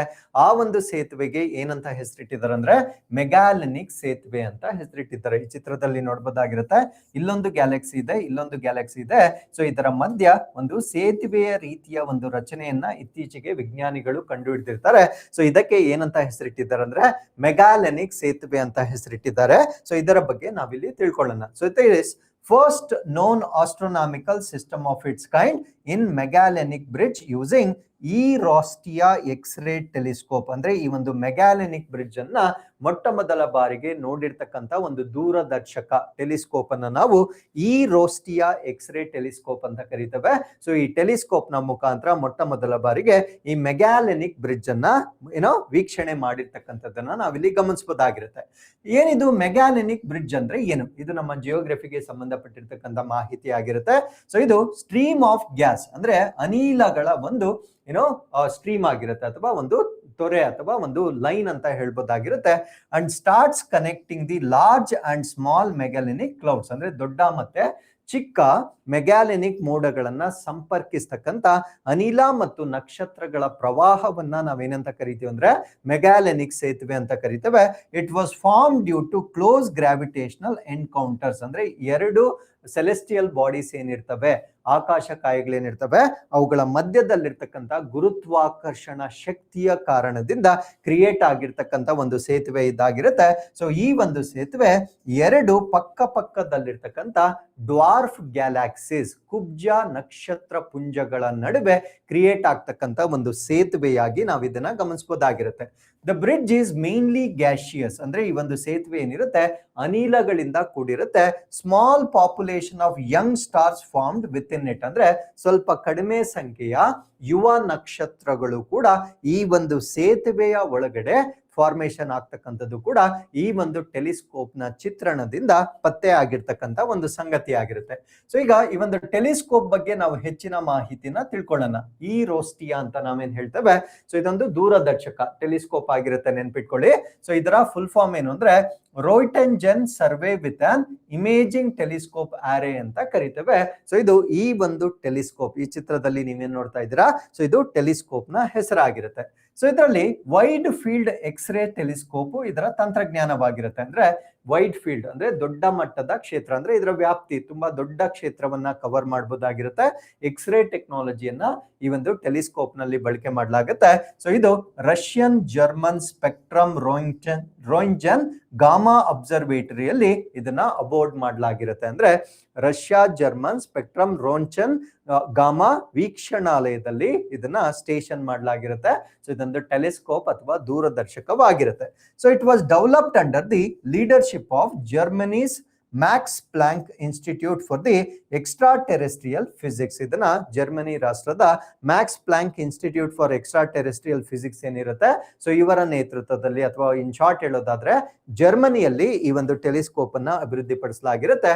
ಸೊ ಇದು X-rays in the energy range of approximately 0.2 to 8 kilo watts ಅಲ್ಲಿ, ಅಂದ್ರೆ ಸರಿಸುಮಾರು 0.2 8 ಕೆಇವಿ ಶಕ್ತಿಯಲ್ಲಿ ಇದು ಎಕ್ಸ್ರೇ ಕಿರಣಗಳನ್ನ ವೀಕ್ಷಿಸ್ತಕ್ಕಂಥ ಒಂದು ಸಾಮರ್ಥ್ಯವನ್ನ ಹೊಂದಿರುತ್ತೆ. So it can produce deep and sharp x ray images covering large areas of sky. So ನಕ್ಷತ್ರದ ದೊಡ್ಡ ಕ್ಷೇತ್ರವನ್ನ ಕವರ್ ಮಾಡ್ತಕ್ಕಂಥ ಎಕ್ಸ್ರೇ ದೃಶ್ಯಗಳನ್ನ ಕೊಡ್ತಕ್ಕಂಥ ಒಂದು ಸಾಮರ್ಥ್ಯ ಸೊ ಈ ಒಂದು ಟೆಲಿಸ್ಕೋಪ್ಗೆ ಇರುತ್ತೆ. ಸೊ ಇದು ಹಾಲೋ ಆರ್ಬಿಟ್ ಅರೌಂಡ್ ಸನ್ ಅರ್ತ್ L2 ಪಾಯಿಂಟ್, L2 ಅಂದ್ರೆ ಲೆಗ್ರಾಂಜ್ ಪಾಯಿಂಟ್ ಅಂತ ಕರಿತೇವೆ. ಅಂದ್ರೆ ಸೂರ್ಯ ಮತ್ತು ಭೂಮಿಯ ನಡುವೆ ಈ ಗುರುತ್ವಾಕರ್ಷಣೆ ಶಕ್ತಿ ಅಂತಕ್ಕಂಥದ್ದು ಬ್ಯಾಲೆನ್ಸ್ ಆಗ್ತಕ್ಕಂಥ ಪಾಯಿಂಟ್ ಅನ್ನ ನಾವು ಹಾಲೋ ಆರ್ಬಿಟ್ ಅಂತ ಕರಿತೇವೆ. ಸೊ ಅಲ್ಲಿಗೆ ಸೂರ್ಯನ ಗುರುತ್ವಾಕರ್ಷಣ ಶಕ್ತಿ, ಭೂಮಿಯ ಗುರುತ್ವಾಕರ್ಷಣ ಶಕ್ತಿ ಎರಡೂ ಕೂಡ ಒಂದು ಸರಿ ಸಮಾನವಾಗ್ತಕ್ಕಂಥ ಪ್ಲೇಸ್. ಸೊ ಅಲ್ಲಿಟ್ಟಾಗ ಅದು ಡಿಸ್ಟರ್ಬ್ ಆಗಲ್ಲ, ಹೆಚ್ಚಿನ ವರ್ಷಗಳು ಅದು ಅಲ್ಲೇ ಇರ್ಬೋದಾಗಿರುತ್ತೆ. ಆ ರೀತಿಯ ಒಂದು ಪಾಯಿಂಟ್ ಅನ್ನ ನಾವು L2 ಪಾಯಿಂಟ್, ಲೆಗ್ರಾಂಜ್ ಪಾಯಿಂಟ್ ಅಂತ ಹೇಳ್ತೇವೆ. ಸೊ ಅಲ್ಲಿಗೆ ಇದನ್ನ ಲಾಂಚ್ ಮಾಡಲಾಗಿರುತ್ತೆ.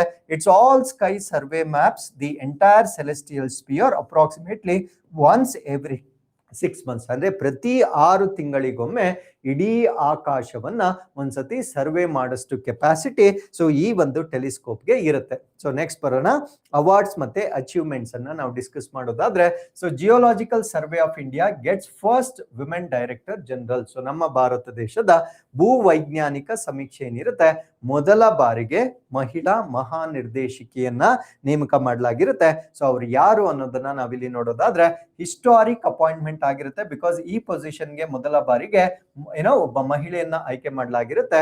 ಅವರ ಹೆಸರು ವರ್ಷಾ ಅಶೋಕ್ ಅಗ್ಲಾವೆ ಅಂತಕ್ಕಂಥದ್ದು ಅವರ ಹೆಸರಾಗಿರುತ್ತೆ.